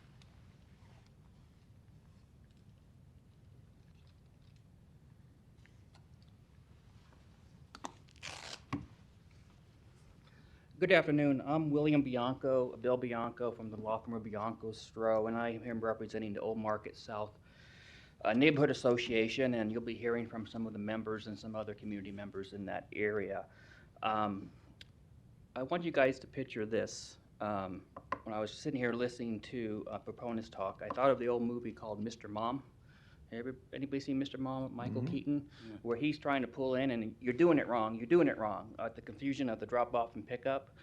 That's what I envision here, is because I didn't see any definite answers for any of your questions as far as, how is the neighborhood going to be parking there? How are the kids? Because if you're going to be stacking cars, kids get out of cars different times. You got a kindergartner who's got tons of stuff, may have to get out of a car seat, versus a sixth grader who's going to run out. You don't know how that stacking is going to work. So I'm here just to kind of highlight a couple areas. When I first met with my clients, probably November or so, about their concerns on this, I was given these two historic 10th Street neighborhood plan, as well as the District 108 plan. Some of you may have seen them, some of you not. Over the course of almost 20 years, these folks have been working on trying to improve that area. In 2010, it was designated a ACI, Area of Civic Improvement, and the goals of probably the city of Omaha, as well as the neighborhoods, was to make this a nice walking path, historical district from the Old Market to the zoo. And lo and behold, Grace University went out of business, and it seemed like a viable property for a school. But we have to commit, we have a small, very extremely small college and a very large elementary school. They were not built for the same reasons. College kids have classes all the time. They drive their own cars. They don't run out in the streets. Well, I teach at Creighton, they might run out in the streets. But it's a different type of property. The neighborhood association is not here to oppose this school being built, but they are here to oppose how it's being built. There are concerns regarding parking, some of the concerns you addressed here. My kids are in college now. Well, technically they're at college at home right now, but their elementary school drop-off and pickup was a pride of mine. I'm a self-employed attorney, and I was always wanting to take my kids to school. It has to go smoothly, and in this area, I think more thought has to be done. And then there was a comment about plays and musicals and art shows. These neighbors want to be able to live and work in their area and park. 63 parking spots is not going to cut it for a 600 school elementary. One gentleman said that the parents would adapt. Well, what you're really asking is for, will the neighborhood adapt? And the neighborhood wants to adapt, but they want to be part of the process. My understanding is that my neighborhood association and others only got one meeting with the Omaha Public Schools Associations, or the Douglas County School Association. So what we're going to be asking here today is, obviously, they don't want you to deny the school, but they do want a layover to go over these and have more meetings. Myself, I've been trying to meet with their council at QTech, and obviously with the coronavirus and things, our meetings have been slowed down as far as what we're trying to do. But we've been trying to get some things together. But you need to look at the parking, you need to look at the traffic, you also need to look at the size of the school. I heard that Guilford School was mentioned in the proponents, but as you may recall, some of you, Guilford was once a 600-person school, and it was brought down to 400 people. So the precedent has already been set where the OPS, if talked to and worked with the neighborhood, can bring the number 600 down to 400. There's an interesting new tragedy that we have to think of, is all this planning was done before this coronavirus. So, even is a 600 school even viable now in the future? What's going on? So there's questions that go even beyond my neighborhood association. So we would like to see, more meetings with the neighborhood association, and we can do them by Zoom, or we can do them 6 feet apart. We like to see that. And right now, I'm going to ask that my clients come up, because they have the personal experience. They're the ones that have been working on this for over 20 years with the city, and I think you'll find their comments very interesting. And so with that, I yield the floor. You mentioned the law firm QTAC Rock. Are they representing the applicant? Those are the people I talked to. About when I wanted a meeting with them, because normally attorneys don't contact if they have a firm, so I. But can I ask the applicant, is QTAC Rock representing you on this matter? Okay. The reason I ask is because I'm an attorney for QTAC. Oh. So if they were representing them, I would have to recuse I was talking myself. with David Kramer. Oh, he's at a different law firm. David Kramer? Yeah. He's at Oh, Baird Baird Holmes, I'm Yeah. sorry. Thank you. You Okay, big I'm glad to firms, clear that up. I get Good. confused, I was like, wait a minute, what? One big firm, the other big firm, all billable hours. Fair enough. But thank you for that clarification, I'm sorry about that. All right. Any other opponents that wish to speak? Thank you.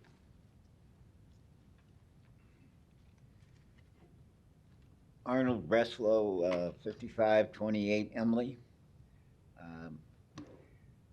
I'm going first because I was involved heavily in the first study. We started, like I say, at the turn of the century, I guess you could say. Seems like that doesn't fit, but it was the turn of the century. And we got together, a bunch of us, and the neighborhood was kind of teetering on whether it was going to get better or get worse. And we all decided that we needed to do something. Some of the people were from the neighborhood, some were developers. I'm kind of a quasi-developer, I guess you could say. The White House, which is next to the Sons of Italy, which most of you know where that is, it's just to the south of it, was a building that we restored as a historical building. It's registered by the city and the state. The Cornish is also a property of mine, and we completely restored it, and it is a national Nebraska and Omaha historical property. To say the least, I've spent a lot of time down there. I used to own City Glass Company. I retired at that time when 20 years ago, when at the same time I bought the apartments. Actually, it was another 5 more years, so 25 years ago. And grew up in the neighborhood only because as a kid we had a store on 13th and Harney and went back and forth to the ball games every night during the summer. So I have a fond affection for the neighborhood. We pulled together a group of people with some funds, and at that time Dunsany, which is a building on 10th and Pierce, was being renovated. And he had some connections, developer did, Orsi, he's an attorney, and got us Lamprey Nearson to do a workup for us of the property and the traffic patterns and the whole works. So we went off on our own and started doing this because the response that we had gotten over about a 10-year period from the city was not very positive. We continued and in the process realized that 10th Street on the 1.5-mile stretch is between the number 1 and number 2 tourist attraction. We did a very non-scientific study and found that only 5% of the people that are from out of town go from the zoo to the old market. And about 3% go from the old market to the zoo. And at that time they were getting 40,000 people a month. Now they're getting about 160,000 people a month. And our, again, non-scientific study indicates that it hasn't gotten better. So we thought that that was an important thing to consider in our work. I was working on the front of my building and noticed a lot of walking traffic between the two buildings of people from between the two areas, the old market and the zoo, walking up 10th Street, going to the zoo from out of town because especially the Europeans don't think a 1.5 walk's a big deal. So we worked that into our plan. We also considered that at one time that neighborhood had 150 retail establishments in it, and there were like 40 when we started in 2000. So we figured that we could easily support our people on 10th Street getting some retail basic system. You know, clothing stores, restaurants, you know, things that were in the neighborhood that no longer are. We then further went on and found that the traffic has picked up over that period extremely, and because of wide 10th Street, it's kind of a racetrack. So we wanted to deal with that, which Lamper Nearson brought in. Beyond that, we discussed at length using diagonal parking so that that would help slow the traffic, because people backing out usually make people drive a little slower down the street. The other things that that we considered was the historical value. There are, this surprised me because I just did this about a month ago. There are 28 registered historical properties on 10th Street. That's by far more than any place else in the city. Now that is taking it from the convention center to the zoo. That to me is an asset that is, I think, very valuable to a city that tore down everything north of Dodge Street, that we continue to try to save that. Beyond all that, we then took all of our information with Lamper Nearson, met with Jed Moulton, at the time was in charge of historical stuff, and he helped us infiltrate our plan into the city's plan. We presented it to, not you guys, I think it was a whole different crew. I don't know if anybody was here in 2000, but we did present it in 2000. It was accepted, and we went to the council. The council accepted it. Mayor Fahey supported it, and Chris was on. Chris was involved, and Gary Gurnett was the signer as the main supporter. This piece of land does involve 3 neighborhood associations: Old Market South, Dahlman, and getting old, Deer Park. So we all got together, met with the neighborhood. This was done by the city, not us. Had a major meeting, had 100 people show up that live on 10th Street. Of that 100 people, 98 of them approved of the plan. One didn't have an opinion, and the other one was opposed. So we had very good neighborhood support. From there, it became part of the city plan, and we've been waiting for help. but we have been getting some recently. My neighborhood association is more towards the business side of 10th Street. They struggle, and there's really no reason for them to, other than the lack of communication to get transportation to move up and down 10th Street. The other thing that we felt, I shouldn't say we, Lamper and Earson felt, was that if we got 10th Street happening, it would help 13th Street come alive and maybe even 6th Street. So, you know, we have been promoting that.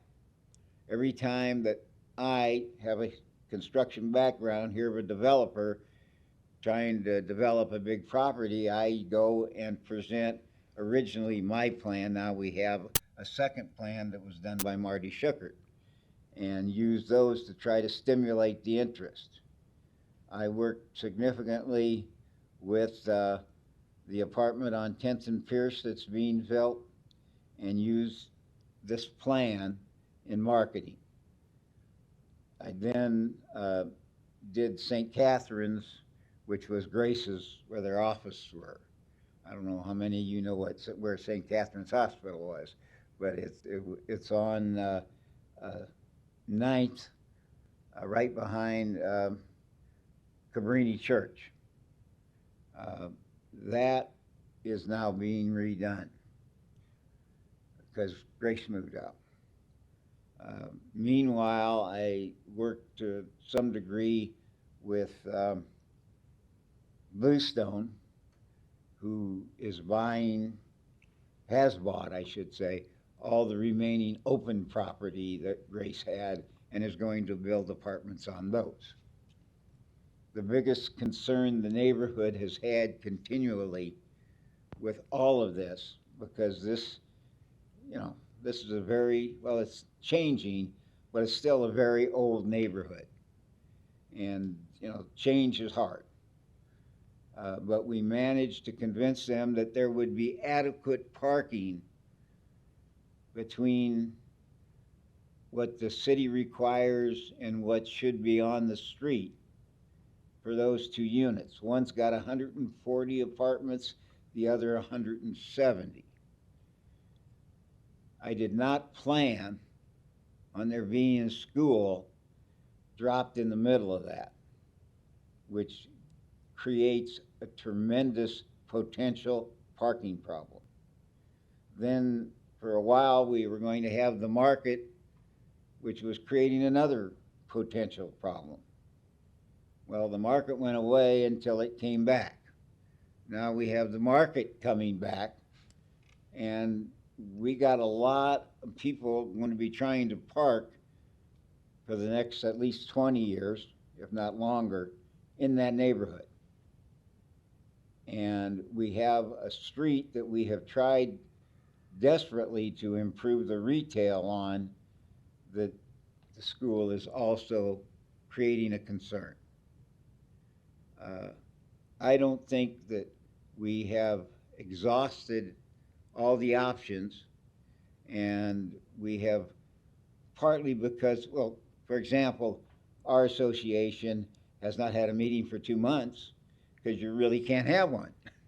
And so I haven't had a chance to sit down and talk to my people about what has been proposed and what's going on recently, probably 3 months recently. So we do have a parking issue of significance. And they range everything from people being worried about kids running across 10th Street and 13th Street, because that's the kids that come to school are mainly in that area. There's not a lot of anything really east of 6th Street. So I think we need more meetings, and we need more discussion, and we need more answers. Because all you gotta do is go down to Bancroft School, and see the traffic mess there at the peak periods. And it backs up all the way across 10th to Bancroft and almost to 13th at times. So that is the first study and what my people, Old Market South, are concerned with. Okay. Thank you, Arnold.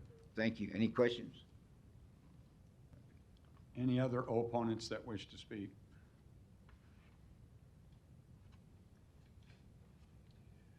I am going to not use the mask because then I can't see. Yeah. My name's Jeff Jorgensen. I live at 1425 South 8th Street. My house, coincidentally, is actually on the northeast corner, or the upper right-hand corner of the drawing over here. I have been active with sort of another overlay group that's at the top of the letter that you received, Historic South 10th Street Neighbors and Advocates. It sort of was related to some of the things that Arnie talked about, some of the things that haven't been mentioned today, but I'm not going to mention all of them. We don't have time. From Dahlman neighborhood, there's a vision. The vision is in the Neighborhood Conservation Enhancement, NCE, and the ACI that goes with that area of civic improvement or importance that we're talking about. It's the reason that this project came to you. And when we saw Grace University closing and everything for sale, we realized that things were going to change quickly. We didn't, even though we're here today as, quote, opponents, we have some things we're in favor of, I'm going to mention. We didn't want to be the group that shows up at the end of everything just being opposed to everything. So we did spend time, as was mentioned, with Marty Schukert, and we engaged all of those other neighborhoods to try to talk about how do we really implement this NCE plan that has been talked about. I think I could just address a few things that you brought up in your questions, a few things that the proponents mentioned in their presentation. I think are going to hit the high points, and then I'm sure you all do have this, and I hope you'll take the time to look at it. Number one, one of the proponents said this is a small site, and it is. And then another, through a question, I think, how big is the school that's going to be put on this site? 600 students. How big was the school that was put in Gifford Park neighborhood with the TAC parking lot across the street? 450, I think it may be. I've said 400 before, but I think I've been corrected that it's 450 students. And it had the parking lot across the street. I did go to Beale School, as a matter of fact. Lots of friends from Washington School as we went to Norris, et cetera. Different neighborhood surrounded by a lot of owner-occupied homes. But what hasn't been brought up, and I think, by the way, I think by and large, I think what's on your screen, we like most of that. Most of that we think works really, really well. The problem is how it interfaces with the rest of the neighborhood. So at the top of the screen, at least half of that property on the north side of Worthington has been purchased by Bluestone Development. It's zoned for multifamily development. They have announced that they're going to build two to 3 story apartment buildings, 1 and 2 bedroom apartments on the land that they've purchased there. To the east of this property on 8th Street, that is vacant land. It's been purchased by Bluestone Development. You already know what they're going to do with it, same thing. To the south of Pine Street, there are 2 current parking lots that are there. They were for Grace University students. They parked their cars there because they walked around on campus. They have been purchased by Bluestone Development to build 1 or 2 and 3 story apartments and 1 and 2 bedrooms. So there's going to be a whole lot more development, and maybe it's first come, first serve, but at the moment, everybody's sort of invested in their property, and they have in mind a lot of development and a lot of parking that's going to be there. Our primary concern is the size of the school and the fact that the site that was purchased was really too small. The gym is nice, but it's a collegiate gym. I doubt that they build gyms like this for new grade schools. A planner we have worked with made the statement that the gym has been the tail that wagged the dog. We really do appreciate the design that is here, the footprint, if you will, that is here. We think they have addressed a lot of issues, but we really think that there's a lot more. I missed one more, and I think it is important. Cashios, a neighborhood institution, and I'm not an investor there. I am a customer there from time to time.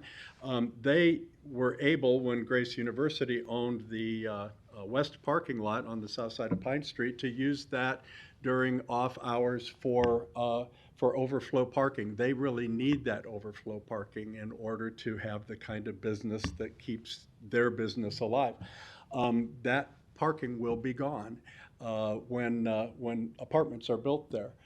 Maybe they should have invested in more parking lots of their own originally, but nevertheless, that's one more problem that's people are going to have to find a place to park if they're going to go eat at Cassio's, or maybe they won't go to eat at Cassio's. Last thing, we really like the pedestrian crossings and the like, but there are 4 pedestrian crossings in a row. The 2 that are here, one a block south, primarily Cassio's customers walking back and forth to the parking lot they do have, and one a block to the north, which is primarily between All Saints School, Catholic School, and St. Francis Cabrini Parish Center, which is where the kindergarten kids are till they go across to eat lunch, come back again, etc. So now we're going to have 4 major pedestrian crossings, and 2 of them have stoplights. I don't know what's going to happen on these 2, but again, our primary concern is that, to our knowledge, no one has really looked at the greater problem of how this fits into the neighborhood. We're not opposed to having a school. I've said more than enough. I appreciate your time. Okay, thank you, Jeff. Are there any other opponents that wish to speak?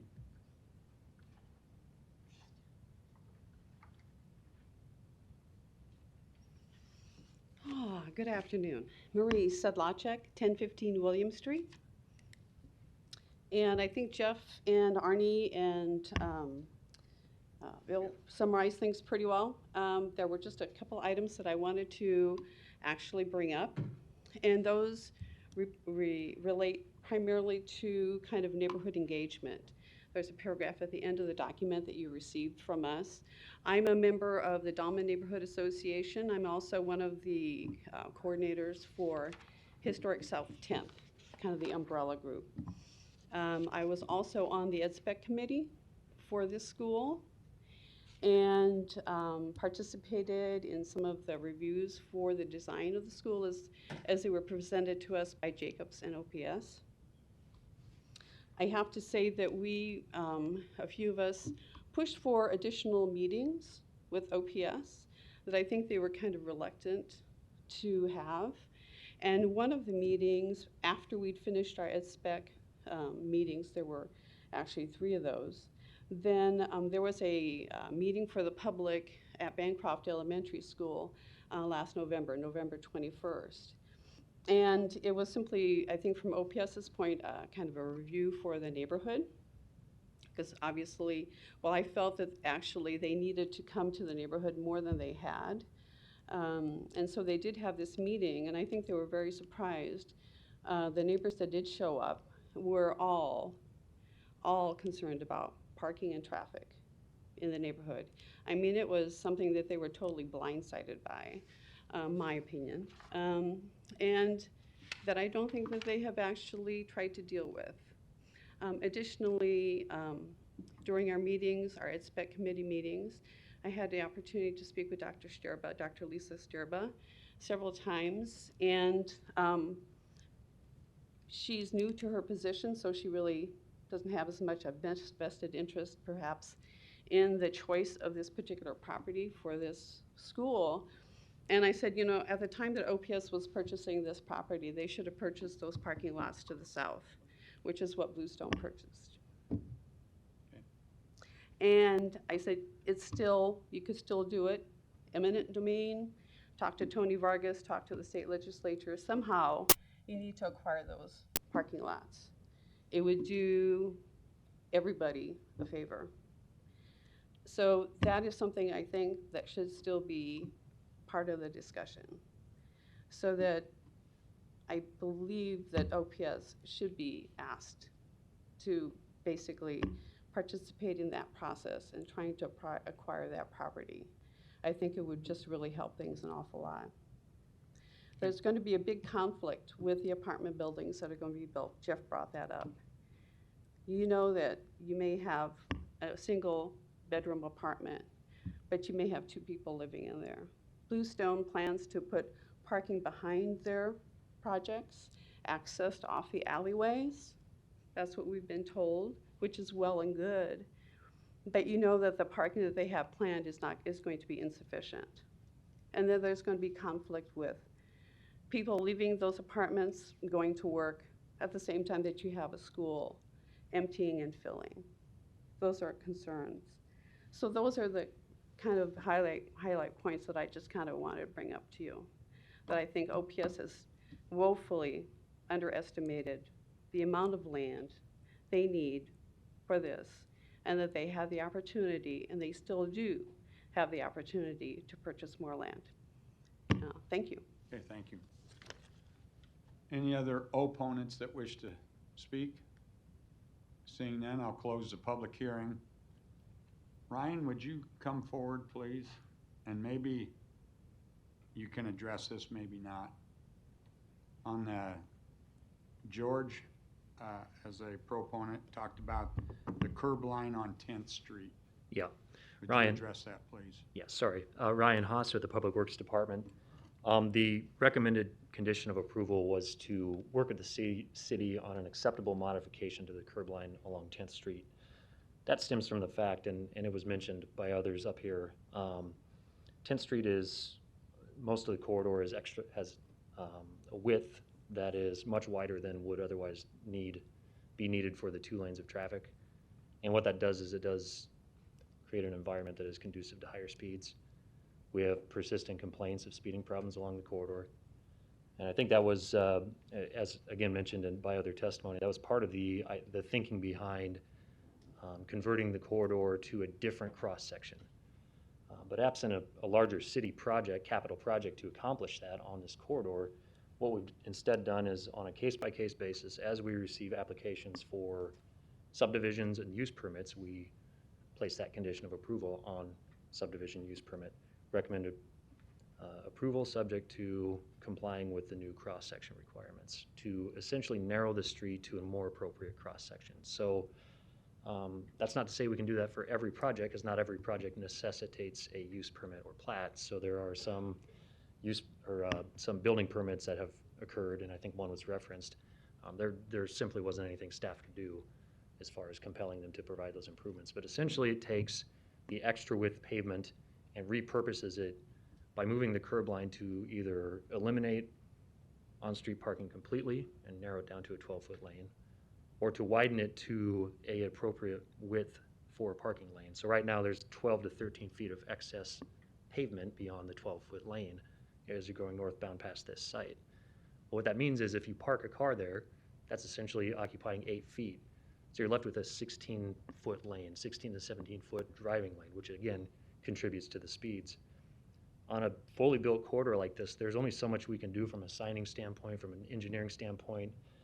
Resources are limited as far as enforcement. There's really not much that can be done to combat those speeds. This is the one thing that we can do, is, again, on a project-by-project basis, start to establish a more appropriate street width so that we get those speeds in a more appropriate range. So in our mind, it's pretty critical that that we keep up with that policy that we've consistently applied on every other plat and use permit that we've seen on this corridor in the past 8 to 10 years.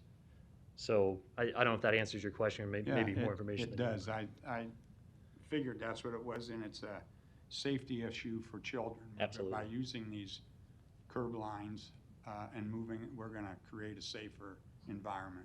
Yeah, not just for the kids, but everyone else who drives along the corridor. Okay. Yeah, certainly. All right. Thank you, Ryan. Right, so I just follow up with a couple questions for Sure. you on that. So how far would that be extended then? From where to where? What are the extents of the corridor? Yeah.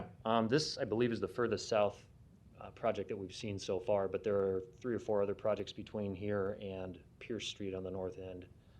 Past Pierce, it widens out to 3 lanes because we need that at the traffic signal at Pacific, but we just had a project, it's going up right now, that is on the east side of 10th Street, just south of Pierce, and we had the same conversation. They're providing the same improvements to the curb lane. And does the city pay for those improvements, or? No, those are paid for by the applicants. Okay, good.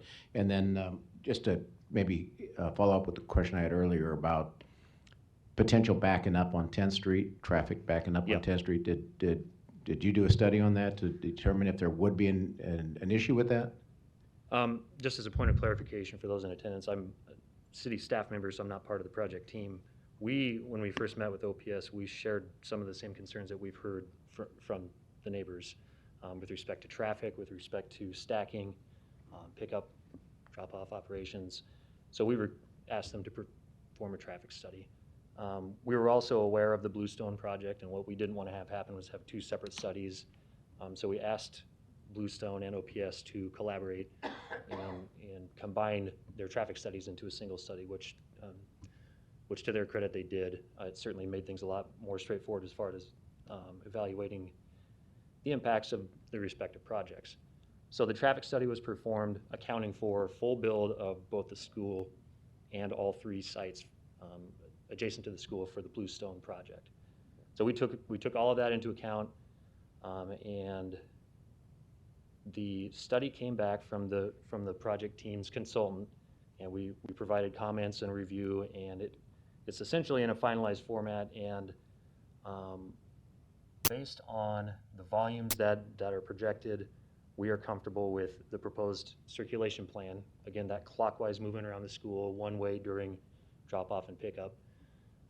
Just taking a step back, it's always a concern to Public Works traffic. It's a concern to the school districts how to efficiently and safely bring kids to a school site in the morning and provide adequate traffic operations during pickup time as well. And so we always work with them when they come in, and especially in the newer parts of town out in the suburban setting, we have an opportunity to require or ask the school district to provide on-site stacking. That's always critical to get them off the major streets or to even site selection, trying to pick a site that's interior and off of those major streets with the higher speeds and higher volumes. So that's a strategy that's been really effective in newer parts of the city. Now, on these types of sites, on these infill sites, that's really not an option. Essentially, there's very limited land for acquisition, and so in those cases, we do have to resort to using the adjacent street network to perform some of those functions. And that's where you see the hallmark is that one-way circulation by time of day.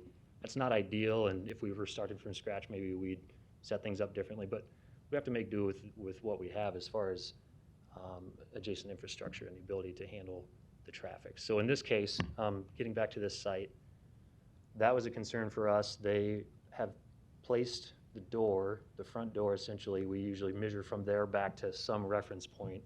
And where we're in those new sites out west that I alluded to, typically we want to see 600, 800, 1,000 feet of stacking on site, especially as you get up into the middle schools, which have even higher volumes.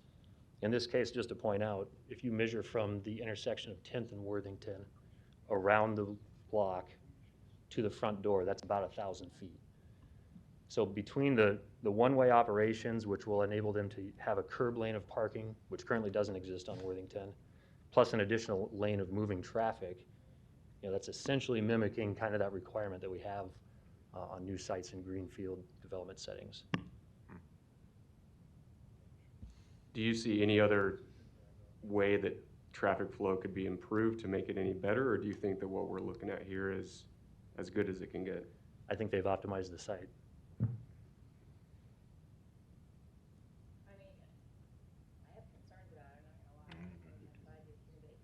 They've been addressed.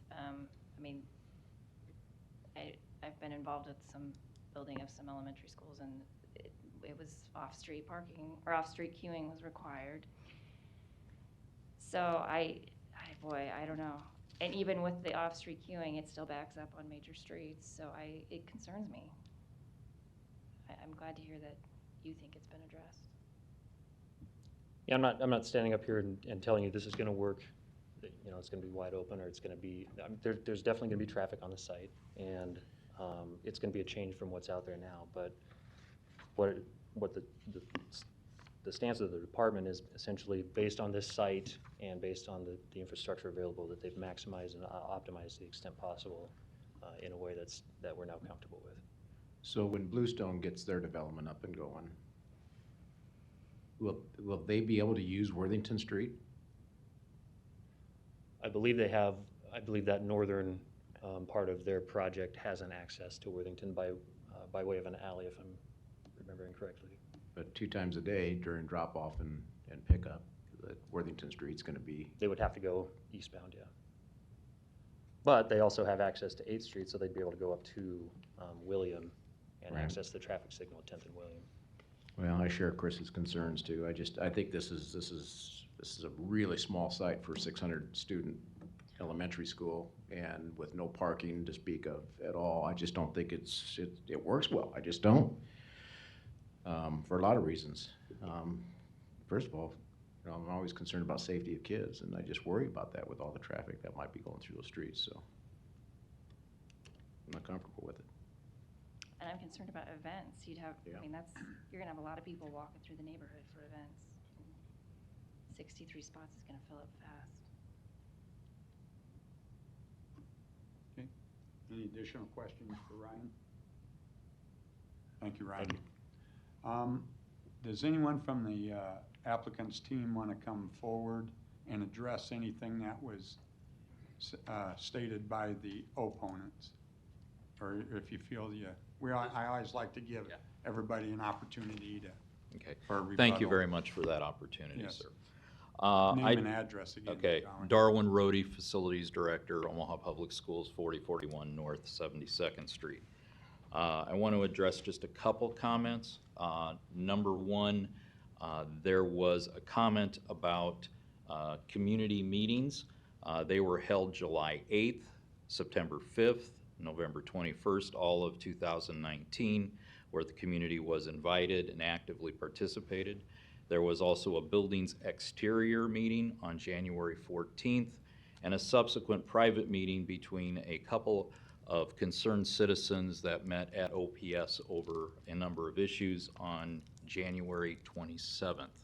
So per the legislative date setting and community meetings, we have actively met that and exceeded that value. Secondly, the comment about the number of Grace University students between 1980 and 1984, the register had a registry of between 525 students. The Office of the Registry said at the end of Grace University, the documentation shows approximately 500 students in attendance. And I think that the commentary about eminent domain, OPS has never been a proponent of eminent domain, is not an active seeker of eminent domain, especially when it incurs private and personal property. At this point in time, we did not seek that in this area due to overriding neighborhood concerns at that point in time. So that statement was very new to us today. So other than that, thank you very much. Any additional comments or questions from the board? Eric, may we get the city's recommendation? Oh, I'm sorry. I close the public hearing unless somebody wants to call you up. Yeah. Thank you. Name and address again, Jeff. Of course. Jeff Jorgensen, 1425 South 8th Street. I just want to address a couple of the things that came up after the public hearing was closed. First of all, we really appreciate Ryan's pulling the two studies together for looking at this. We have not seen the study as a neighborhood association, and again, I think that that's something that's somewhat important. And since the number of students of Grace University was sort of suggested as the same as however many grade school students there might be. Grace University also had an even larger part of their campus to the north of this site, 1 block north. That was most of the classrooms. This was mostly, I believe, dorm space. They had the 2 blocks of parking that I've already pointed out. They also had, how many, 160 parking spaces up on the campus. So the number of Grace University students has really almost nothing to do with your project, and I just wanted to make that point. Thank you very much. Eric, did you want to give us the city's recommendations? Yeah, sure. So I won't go through everything, just want to touch on a few key points. As the zoning is R7 with an NCE overlay, usually in R7 zoning, elementary schools are permitted uses. The only reason this is before the board is because the NCE overlay requires a site over 1 acre to come in for a conditional use permit. Now, that is a plan that is in place, so obviously this is the correct procedure to go through. I just want to point out that typically this type of use is allowed in the existing base zoning. Number of on-site parking stalls is 63. This is compliant with the zoning code. Parking for elementary uses are based on the number of, of staff at one time. The submitted information indicates a maximum of 62 employees. So the site is meeting parking compliance. Now I know I'm gonna lose this. Made it almost all the way through. Now I lost my thought. So I know the elementary schools are different with the stacking component. I live 1 block from a school. I understand it. There's one-way circulation, different site, I understand. But, you know, as Ryan mentioned, we meet with the school districts frequently to discuss circulation plans. So we understand that concern about, you know, stacking in the traffic. As far as any other waivers, there are no waivers that this project is asking for. It complies with all of the applicable code requirements. So city staff is comfortable recommending in favor of the project as proposed with the few modifications. Mr. Royster had mentioned that they're making a few tweaks to the landscaping that need to be met, so that's good that that's beginning. And there are a few other items that will need to be addressed, but by and large, it's code compliant, and there's no waivers, it complies with parking. So while yes, there are concerns about potential stacking, you know, a couple times during the day, yes, I understand there are occasional activities that schools bring. You know, in my neighborhood, when that happens, people park on the street, and I'm a block away. The other times throughout the school year, I don't have that traffic. But to me, you know, elementary schools, they provide, you know, they're good for neighborhoods. And, you know, the size of the site or the number of the occupants of the school, I understand the debate and the concern, but with everything that is being proposed, staff is comfortable in recommending support.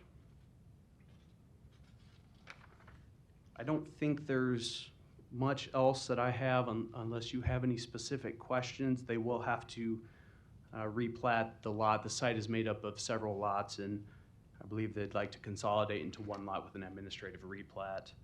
So staff recommends approval of the conditional use permit for a site over 1 acre in size in the South 10th Street NCE district, subject to the 11 conditions in the recommendation report.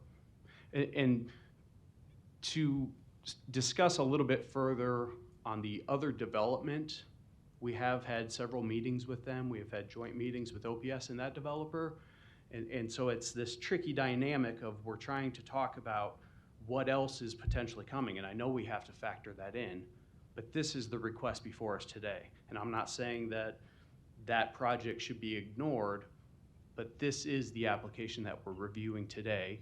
And when that other project comes forward, we have to look at all the zoning criteria in place for that project as well. So just want to point that out. Okay. Any additional comments, questions? Do we have a motion? I motion for approval of the conditional use permit for a site over 1 acre in size in the South 10th Street NC District, subject to The 11 conditions in the recommendation report. We have a motion and a second. Lisa, will you please record the vote? Moore? No. Morris? Yes. Carnes? Yes, but I do want to say, I think a school is good for a neighborhood. I like the idea of not having overcrowded schools. I think that's important. I do get some relief from the fact that the city has reviewed the traffic report extensively. But I do encourage you to continue to be a good neighbor and try to find some parking options for those events that will not overcrowd your neighborhoods and upset your neighbors too much. And thank you for working with them, and I think you've done a lot of work. I think it's a nice site. I wish it was a bigger site, but I understand urban schools have a little different situation. Rosacker? Yes. Pate? Yeah, I'll just say that I too am an advocate for neighborhood schools. I believe in the concept. I just don't think that this site is conducive for the size of the school that it is and all of the anticipated traffic that goes along with it, and I'm going to vote no. Mr. Chair? Yes. Motion approved, 4-2.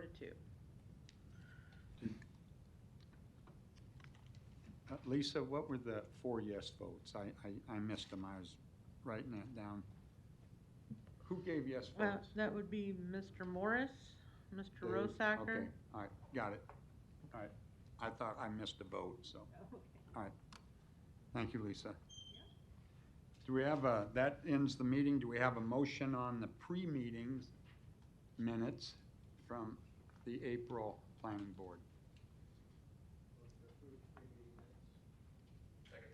We have a motion, a second. Lisa, will you record the vote? Morris? Yes. Carnes? Rosacker? Abstain. Pate? Yes. Moore? Yes. Mr. Chair? Yes. Motion approved. Do we have a motion on the public meeting minutes from the April meeting? Move to approve the April 1st Planning Board meeting minutes. We have a motion, a second. Lisa, will you record the vote? Carnes? Rosacker? Abstain. Pate? Yes. Moore? Yes. Morris? Yes. Mr. Chair? Yes. Motion approved. Do we have a motion to adjourn? Move to adjourn. Lisa, will you record the vote, please? Rosacker? Yes. Pate? Yes. Moore? Yes. Morris? Yes. Carnes? Mr. Chair? Yes. Motion approved. Adjourn 4:02.